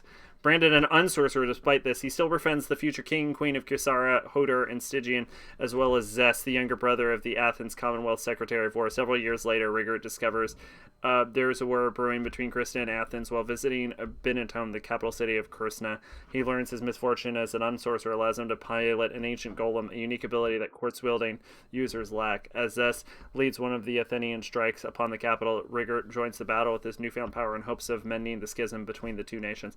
Oh, this is what this is the series that Recreators referenced with Stella, I think her name is, right?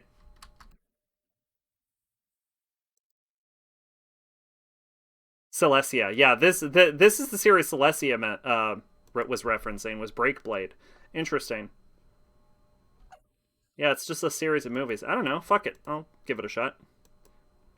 This came out in 2010 though.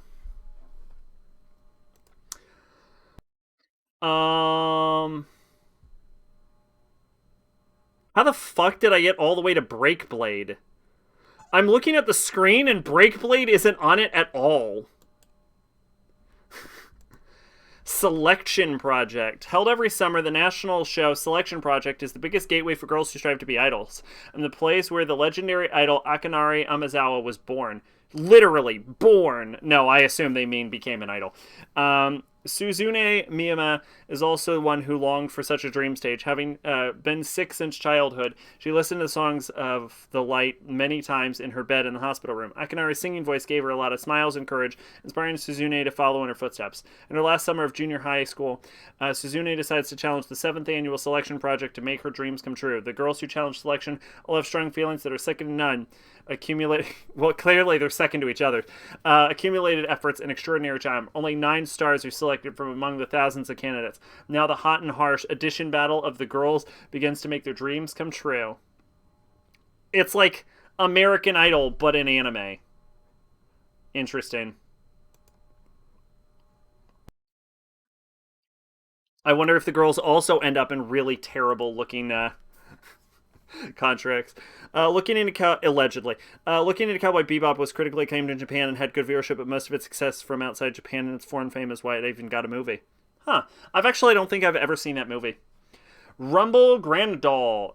Japan 2019, just before the dawn of a new era, suddenly a rift to another dimension appears in the sky, revealing an alternate world, Koku Nippon, with the sky and the earth upside down. This parallel world keeps their former militarism, with its era being eternal Showa. The military invades the real Japan with giant humanoid robots called Granin, and their gas weapons, Genmu, rendering our modern weapons ineffective.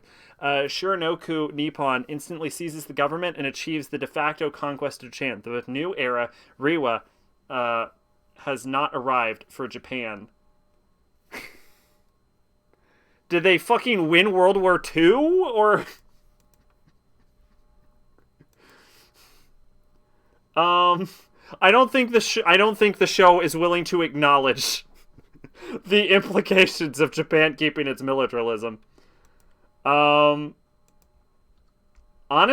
I don't know. I might give that a shot.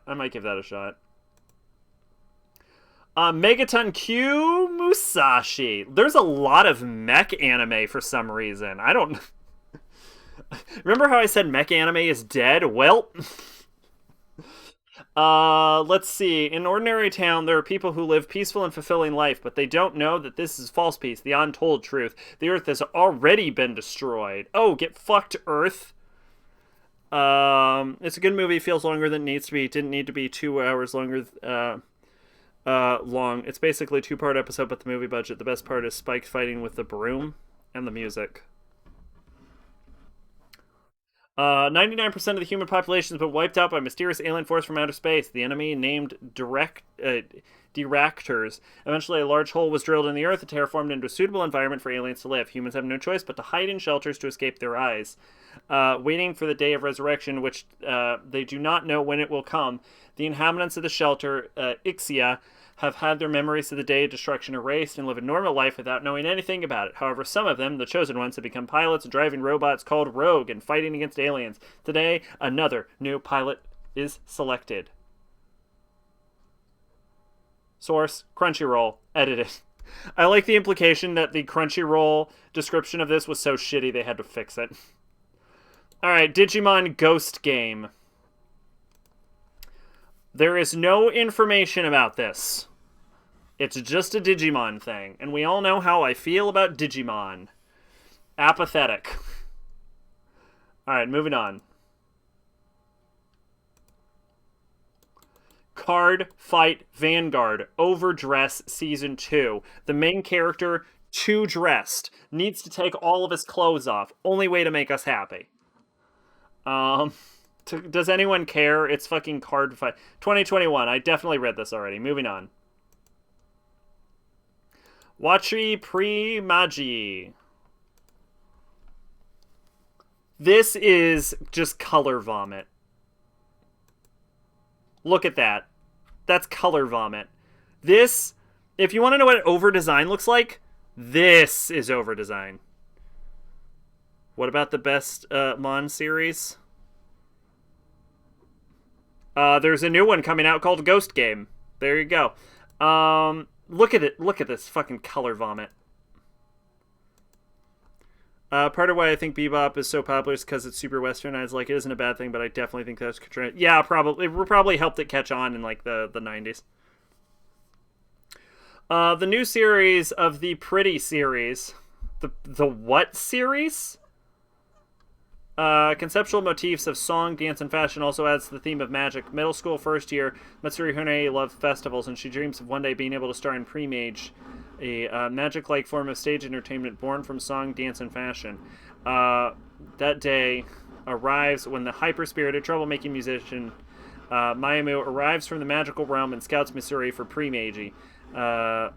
Together, the two compete with rivals to rise to the top of Pre-Mage.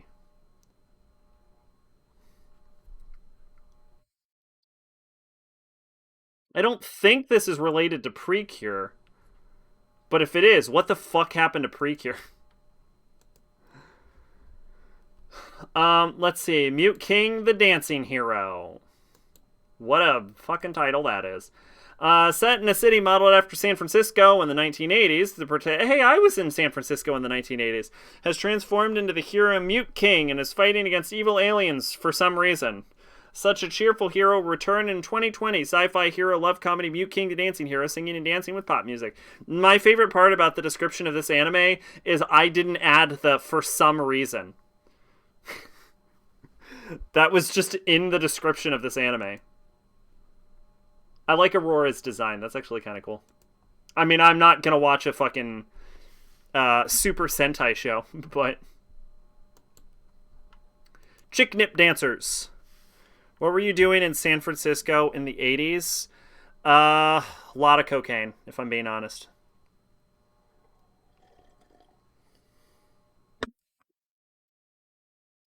TV's anime based on SACing's new series of mascot characters, Chip Nip Dancers. The main characters in the anime will be apprehensive but curious bone-in chicken hone chicken. I'm going to reread that because it made absolutely no sense to me. Curious will be the apprehensive but curious bone-in chicken hone chicken. And the dancing instructor, Frog, Skip Garrow, who travels by dancing. Oh, okay. It's a bone-in chicken named Hone Chicken. All right. Well, we can move on from that. Kimi to Fit Boxing. It's a short animated TV series about Nintendo Switch game named Fitness Boxing. Aw, yeah. Get it. This is Gunma-chan. Absolutely adorable. Anime series based on the Gunma Prefecture mascot character Gunma-chan. I wasn't aware that an entire prefecture had a mascot. Japan. We could learn a thing or two from you. I wish my state had a fucking mascot. Goko Shu Fudo Part 2. Well, Mama Sack will be happy about that. I definitely read the... we're finally past the TV shows. We're on to the No-Na's. Let's get it. Time to read about some Chinese shit. Let's go. This is Chong Shu Zeju Ji Nan Jing Meng Pian. Scumbag system.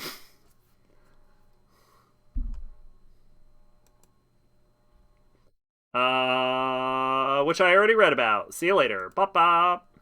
Bang Dream Grappa Star Pico Fever. This is the third season of the miniseries of The Girls of Bang Dream, which I've probably already read about. I did. 2020. Go watch a previous episode of this. Yeah, this is Bright Samurai Soul. What a interesting art style. Oh, it's a Netflix show. Izo, a Ronin, and Raiden, an orc, work to bring a young elf girl and the wand she carries to the land of elves in the north. Sure, why not? Oh, it's based on Bright. Oh, this is a Bright anime. Well, I never watched Bright. I hear it was fucking dog shit, though. Gundam Breaker Battle Log. Nothing about it. It was about Gundam. I don't know what you want from me. It's Gundam. This is actually Gundam. ONAs. Given Uraga no Sonza. The OVA special bundled version in the 7th manga volume will tell the other side story centered on Mayofu Sato, and Ritsuka Onoyama that wasn't featured in the Given movie, which I talked about in 2020 and it didn't interest me. So, moving on. Hoko Oki OVA 2001. This is a new Hokuoki OVA. And Hokuoki is Demon of the Fleeting Blossom, which I've never heard of before. That's because it came out in 2010. So here we go. Have to actually read this. All right, in 1864, Japan, a young woman named Chizuru Yukimura is searching for her missing father, Kodo, a doctor by trade whose work often takes him far from home. But with no word from him in months, Chizuru disguises herself as a man and heads to Kyoto in search of him, attracting the attention of Ronin. She tries to hide. They still had Ronin in 1864. Tries to hide and ends up probably the very tail end of the sword hunts then.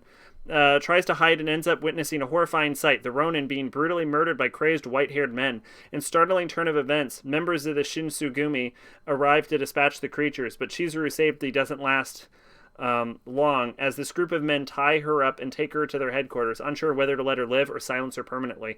However, when she reveals the name of her father, the Shinsugumi, she decides to keep her safe, as they too have been searching for him. But Kodo is more connected to the Shinsugumi than they let on, and soon Chizuru finds herself embroiled in the conflict between the Shinsugumi and their enemies, as well as the political tensions in Kyoto.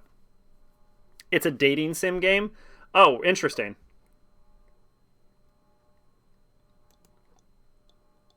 Probably one where you date cute boys, which everyone loves dating cute boys.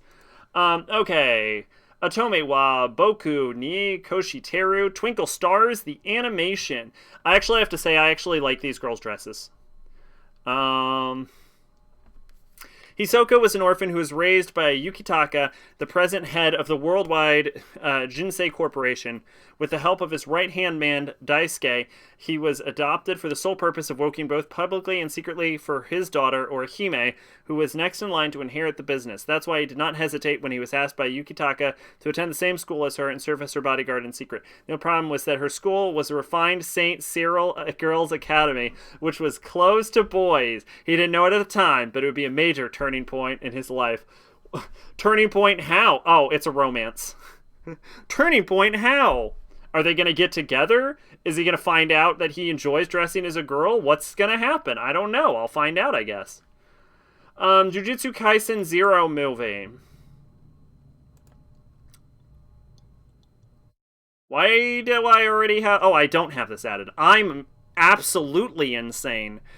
Jujutsu Kaisen I think I have to watch because it's a 2020 anime, right?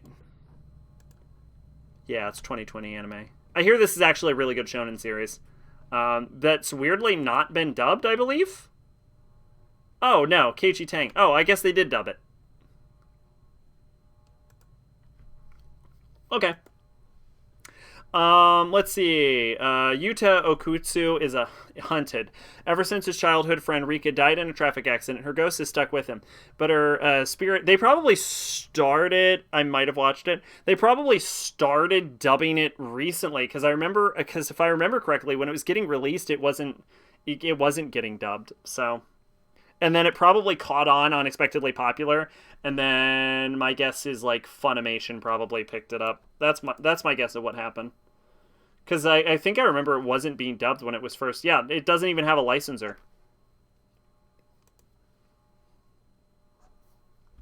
listed. Anyway, Rika died in a traffic accident. Her ghost stuck with him, but her spirit does not appear as the sweet girl Yuta once knew. Instead, she manifests as a monstrous and powerful entity who fiercely protects him.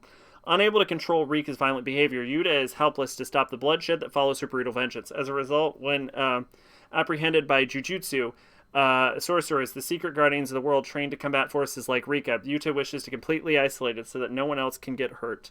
Yet his apprehender, the master sorcerer Satoru Gojo, has different plans for him. He will join Jujutsu High School to learn to control Rika in order to help people. Now a first year at this school, Yuta starts to learn Jujutsu arts and combat malignant beings. Alongside his new classmate, Maki Zenin, a Jujutsu weapons expert, Toga Inamuki, a spellcaster who uses his words as weapons, and Panda, a seemingly walking, talking panda bear, Yuta begins to find his peace in the world and for once to feel comfortable with his abilities. However, as his training progresses, Yuta comes to learn of the dangers of the Jujutsu world go far beyond that of wicked spirits. I don't know, I'll check it out, I guess, maybe, possibly, if Jujutsu Kaisen is actually a watchable show and not a fucking hot load of garbage, like most shonen shows I'm forced to watch are.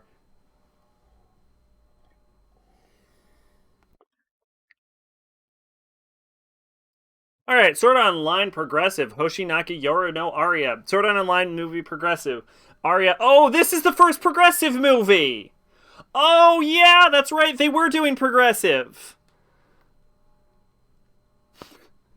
For those unfamiliar, Sword Art Online Progressive is Reki Kawahara absolutely hating what he did with Sword Art Online, specifically its Aincrad arc, and he's decided to go back and just fix it. It's very much the author trying to retcon his own story to being better. There's no way to beat this game. The only difference is when and where you die. 1 month has passed since Akihiko Kayaba's deadly game began, and the body count continues to rise. 2,000 players are already dead. Kirito and Asuna are two very different people, but they both desire to fight alone. Nonetheless, they find themselves drawn together to face challenges for both within and without. Given the entire virtual world they now live in has been created as a death trap, the surviving players of Sword Art Online are starting to get desperate, and desperation makes them dangerous to loners like Kirito and Asuna. It becomes clear that solitude equals suicide. Will the two be able to overcome their differences and find strength to believe in each other, and in doing so survive? Sword Art Online Progressive is a new version of the Sword Art Online tale that starts at the beginning of Kirito and Asuna's epic adventure on the very first level of the deadly world of Aincrad. I wonder how many novels are out. Let's see. There's at least 6 listed in English.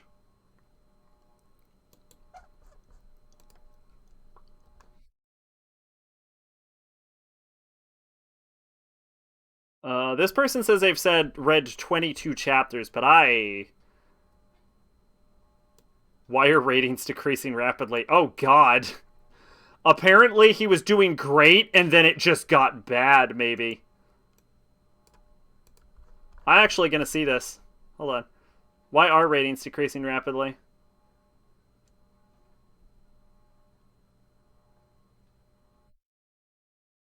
Oh, it got review bombed. Okay. Yeah, because from what I heard, he's actually doing a decent job with Progressive. So it looks like it got review bombed. Oh, yeah, look at that. Yeah, 1.5%. Yeah, that's not normal. Yeah, it was review bombed. Uh,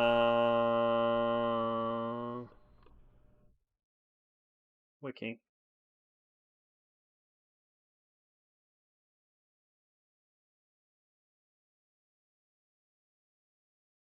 Yep, 7. Yep. 7th volume came out in March. Does it say how far it got?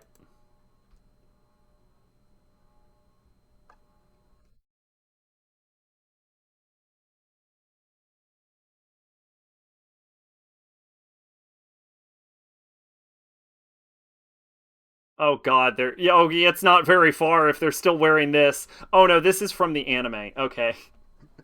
Like if they're still in this, that means they have then not even gotten their better gear. Oh no, that's 7 volume manga. Oh no, there's 8. Yeah, there's 8 novels. They're on the 7th floor. Oh, each book is 1 floor. Interesting.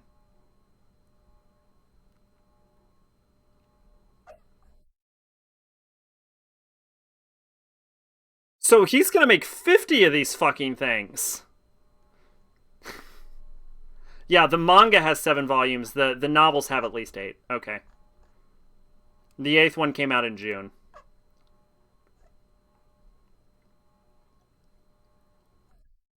Didn't they get to like floor 50 or something?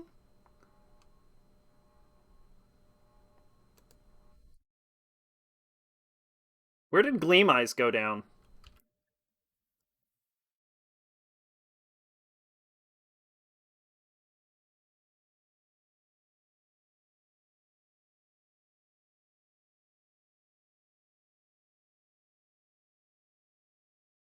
Oh no, this is because I'm not on the Sword Art Online wiki.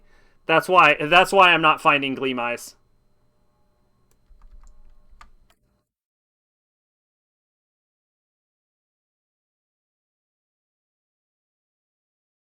Never change Kawahara. Look, he's got to throw in some shit. The fans know what they want. The man's giving the fans what they want. Ocean Turtle. Yeah, that's where Alice is.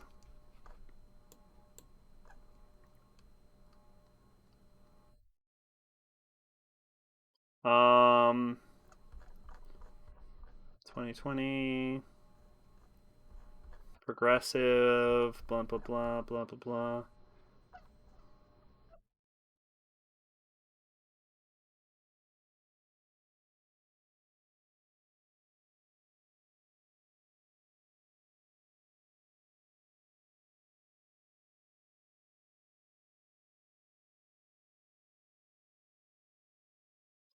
'50 Floor. Laughing Coffin.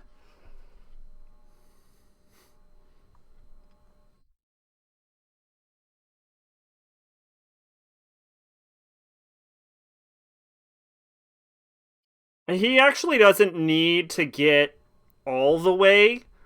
He just needs to get up to he just needs to catch up to the ending. He doesn't need to get all the way through it. Progressive is literally a new story. To my understanding, the original they split and barely see each other, where in this Kira and Asa never fucking part.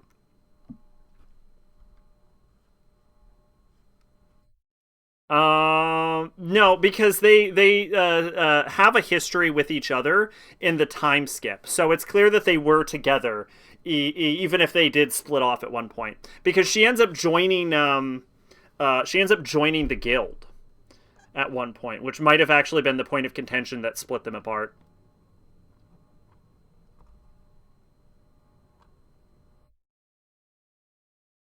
I read a few of them, and Kirito's like, "Yeah, I'm a beta tester," and instead of him fucking off, Asuna leaves with him. Oh, maybe, yeah.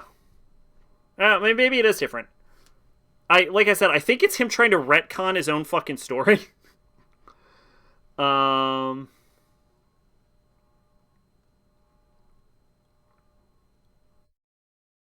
All right, yeah. So, 22nd floor. Skull Reaper is the boss of the 75th floor.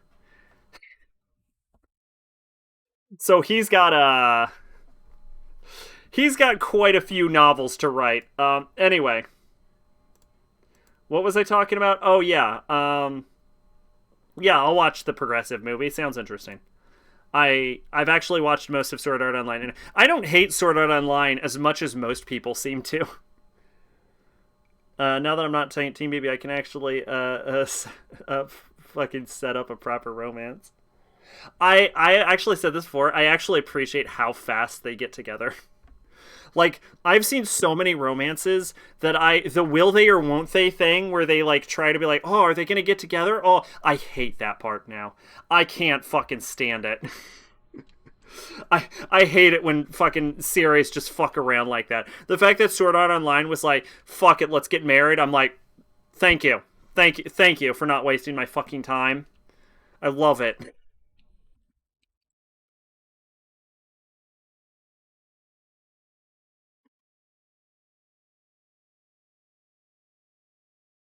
Let's see. I know Etoge, wo Kikasete sing a bit of harmony. Now, the only problem I have is that Asuna is fucking boring. And there are so many better girls in Sword Art Online than Asuna. Sing a Bit of Harmony tells the story of a beautiful and mysterious Shion who transfers to Keibu High School, where she quickly becomes popular due to her open-hearted personality and exceptional athletic talent. But she turns out to be an AI in the testing phase. Okay, you got me. Shion's goal is to bring chronic loner Satomi happiness. However, her strategy is something no human would expect. She serenades Satomi in the middle of the classroom. After finding out Shion is an AI, Satomi and her childhood friend, engineering geek Toma, steadily warm up to the new student. Along with popular and attractive Gochan, a strong-willed Aya, and a judo member, Thunder, they become more and more involved by Shion's singing and earnestness, even as her antics bewilder them. But what Shion does for Satomi's sake ends up involving them all in a serious pandemonium. Get ready for a heartwarming story of a not quite market-ready AI and her classmates, where she will almost certainly die at the end. Hiroto calls himself the Black Swordsman. Does he call himself the Black Swordsman? I think other people call him the Black Swordsman because he has a goth face.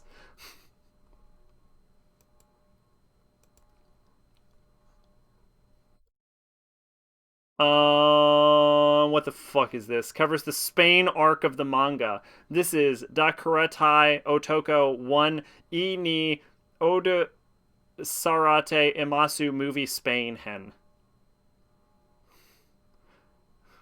The Spain arc. What the fuck? Oh, this is Daikechi. I'm being harassed by the sexiest man of the year.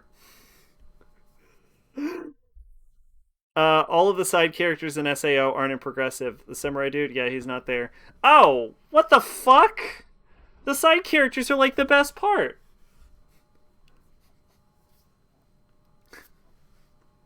Um,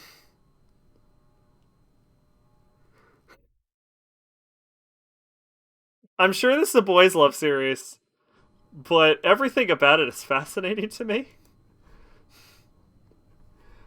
I'm being harassed by the sexiest man of the year. I guess I already read this. Um, I would almost watch this just because I want to know what the fuck it's about. Let's see. Summer Ghost. Let's see. That's a really good lighting effect, actually. Have you heard of Summer Ghost? Tomoya Oe and Ryo are high school students who met through the internet. The urban legend of the Summer Ghost is that the ghost is a young man who appears when fireworks are lit. Tomoya is unable to step out of the life he wants. Oe is unable to find her place in the world. Ryo's bright future is suddenly close to him. Each of them has their own reasons for meeting the Summer Ghost. On the summer night, when life and death intersect, where will each of their thoughts go? This is the main cast. Yeah, I don't know who the fuck that kid is. Just some kid. Kirito and Asa have some information salesman whose name I don't remember, but I remember before they learn her name, they call her Jermis Information.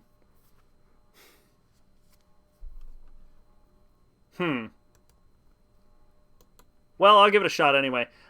This looks like part of the Eureka 7 sequel.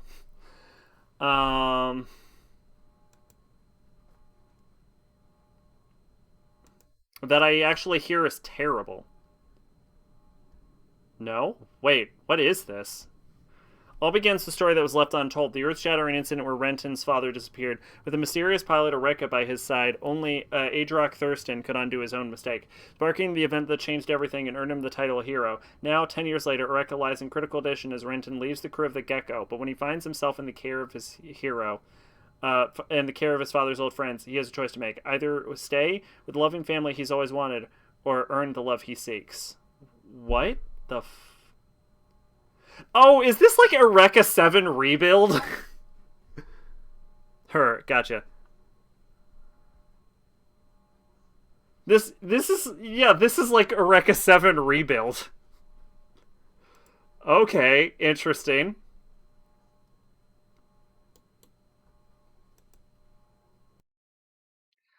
Let's see. Kamiari Zuki no Kodomo, child of Kamiari month.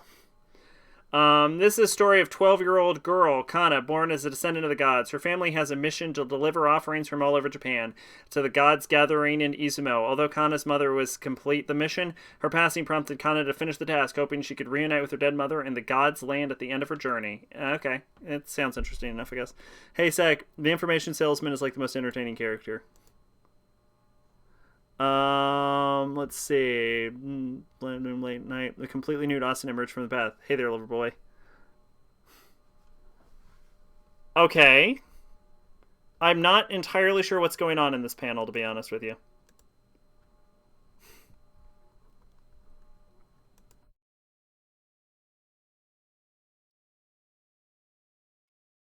Ucho, Senken Yamato 2205. Aru Teneru Taibidachi Zensho Takeoff.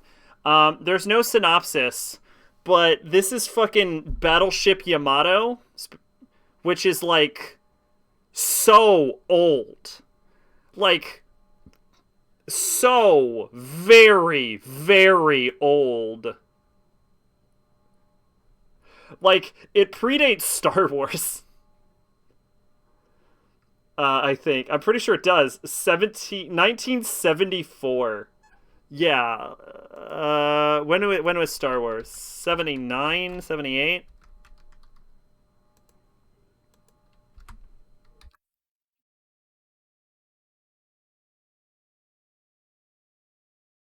Uh, 77. Yeah.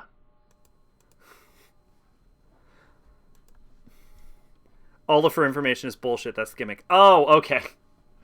Yeah, yo, this is from an anime series that is so fucking unimaginably old. 77. Hey, Max here, welcome. How are you doing tonight? You're hitting the tail end of the stream. But that's okay. There's plenty of time to talk about bullshit, I assure you. Yeah, this is clearly a sequel movie to fucking Spaceship Yamana. Hula Fula Dance. I think it's an anime about hula dancing. Natsunagi Hiwa, a novice, jumps into the world of Hula Girl after her sister. This looks like they actually put attention into the animation. Doing okay? That's good. Yeah, this actually doesn't look like shit. This... Alright. It's a movie about hula. Oh, is set to the spa resort Hawaiians with the aim to revitalize Iwaki after the 2011 Tohoku earthquake and tsunami. Oh, this is an ad. It's a sexy hula ad. That sounds cool. What is this, Ghost in the Shell? Kokaku Kitodai SAC 2045 Jizoku Kano Senso. This is a compilation film of fucking Ghost in the Shell special something or another. Standalone complex. Yeah, it's a compilation film for Standalone Complex 2045. They had Sakatelli saw a commercial. I actually thought it would be shorter, and then I realized it was probably like an actual movie. And then I saw that it was an ad, and I'm like, oh, I probably wouldn't even be able to watch this if I actually wanted to. Like, if it was short, I'd be like, oh, I'm interested, but then... Sokyo no Fafnir, Dead Aggressor, The Beyond Part 4. This is like the fucking 800th Fafnir project, which I'm sure I've read Fafnir to someone at some point. If not, I think it's on my watch list. I'm pretty sure I added this live at one point. Yeah, I definitely added this live at one point. So, go find whatever that was when I did that, I guess. That's on you. It's fucking research on you. I don't give a shit. Alright, this is Argnavis Movie, Ryosei no Obligato. It's a compilation of Argonavigus from Bang Dream with new cuts. I don't know what that means, but... fucking Bang Dream. What do you want from me? Get out of here. Alright, Tropical Rouge Precure movies. Yuki no Princess to Keiseki no Yubiwa. What happened to you, Precure? You were famous for making an Action Magical Girl series, and now just color vomit. Look at all of this. Look at this! You can't even see what's happening.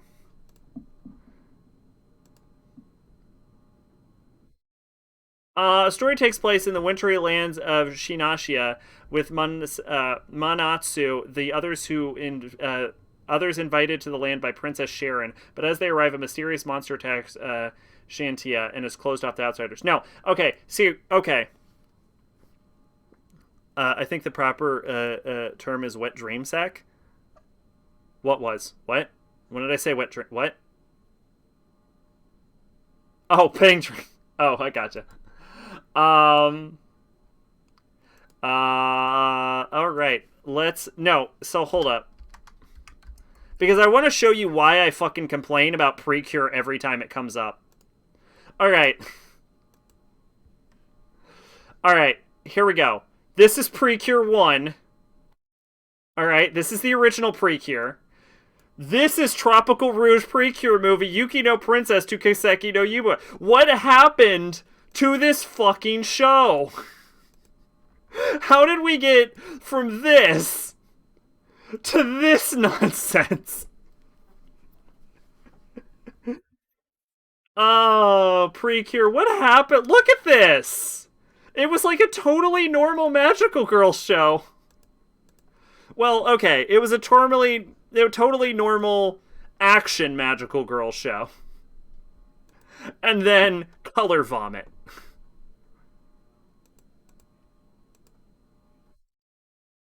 Uh Precure. Alright, Ucho Noho, Iroheim Hen, The Laws of the Universe, Part 2. This is a sequel to The Laws of the Universe, Part 1, which I talked about in 2018. Go watch that, I guess. This is Sumikiko Garashi Movie 2. With a sequel to Sumigarashi Movie 1, which I talked about in 2019. Go watch that. Specials, Girls and Panzer, Saisha, Shusho Part 3 specials. You know, I've actually never seen Girls in Panzer. It always sounded really stupid. Is that a pink Blu-ray case? I've never seen a pink Blu-ray case before. These are specials included with the Girls in Panzer Blu-ray, so deal with that information. Aria Benedizone, the third and final installment of the Oh No Curtain Call, Blue Curtain Call trilogy. This is based on the like famous Iyashike Aria series, which I get recommended to me, but I'm not an Iyashike person, so I don't know. Maybe I'll watch it one day. I know it's about gondolas. I guess I should probably fucking read it. No, I'm not going. I feel like Aria is so famous that I don't need to read it. And finally, here it is. The making of Precure.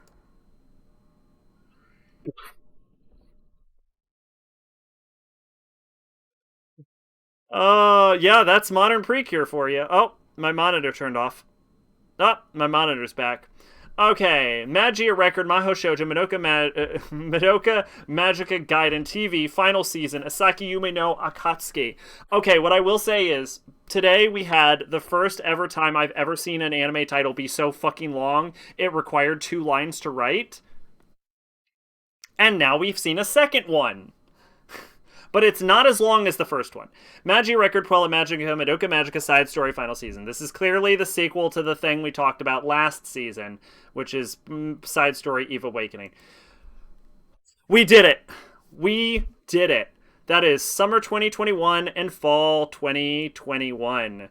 Let's go ahead and see how fucked I am, actually. Let's see how much we added. 1, 2, 3...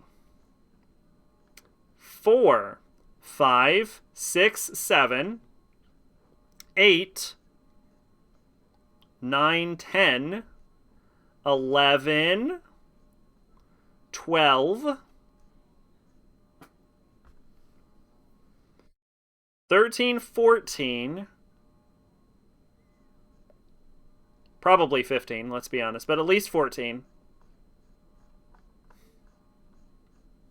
Okay, 14 anime series for summer. 15, Kazbaki.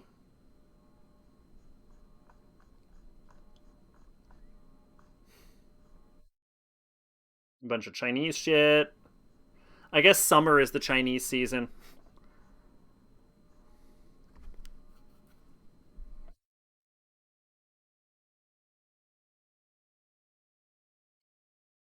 I guess 16 for Princess Principal, but I don't think it aired because this season's already passed, so I'm just gonna say 15 right now.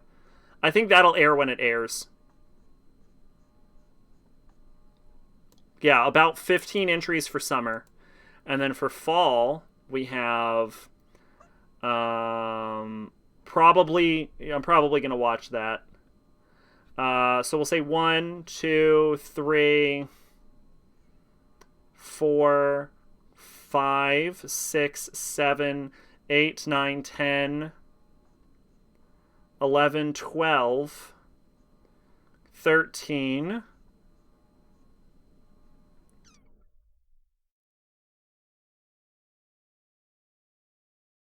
14, 15,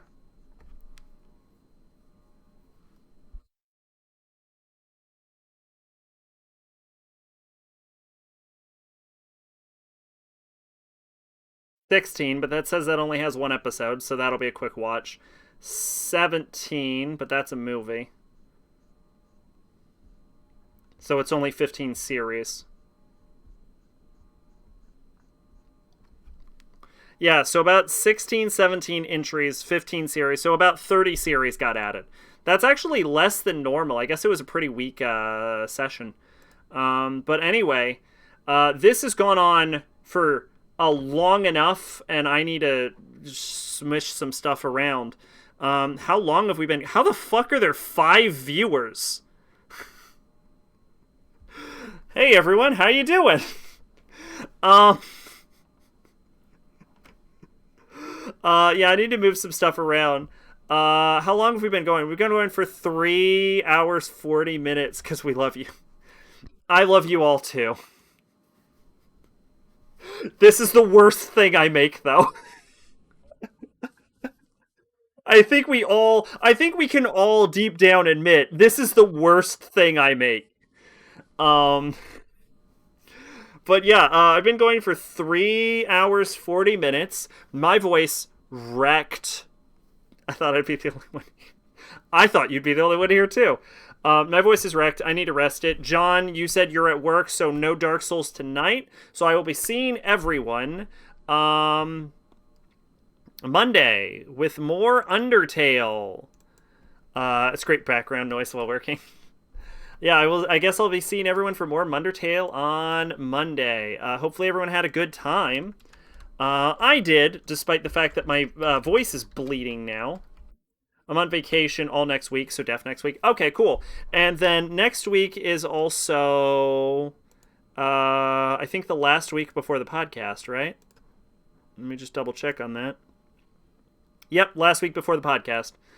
Let's see. Sack, how else would we find such quality programming like Ganbare Doki-chan and that weird fucking baby show?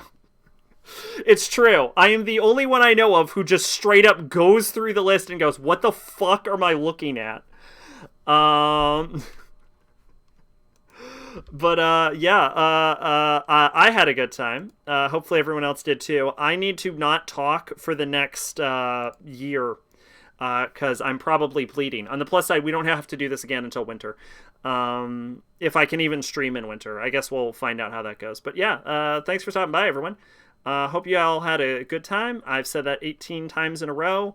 I'm going to go eat dinner now. Bye-bye. Oh, and I finished editing the audio for Water. Now I just need to edit the video, which actually takes a lot longer than you think, because despite what Maid said, there's actually more than one image for Water. It's like a series of like 10 or so different Nanashi portraits that I swap in and out at different times, and I have to sync them up to the audio cues. And then I also have to sync up the scores, which are also appear on screen.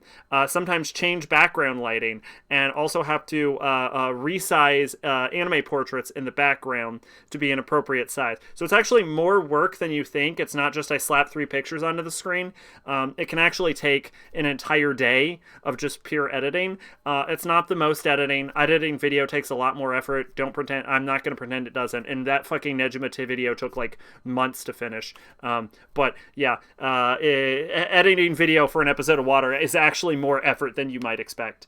Anyway, yeah, Sacrobolic, you're on Void of Hope. See you next time. Bye-bye.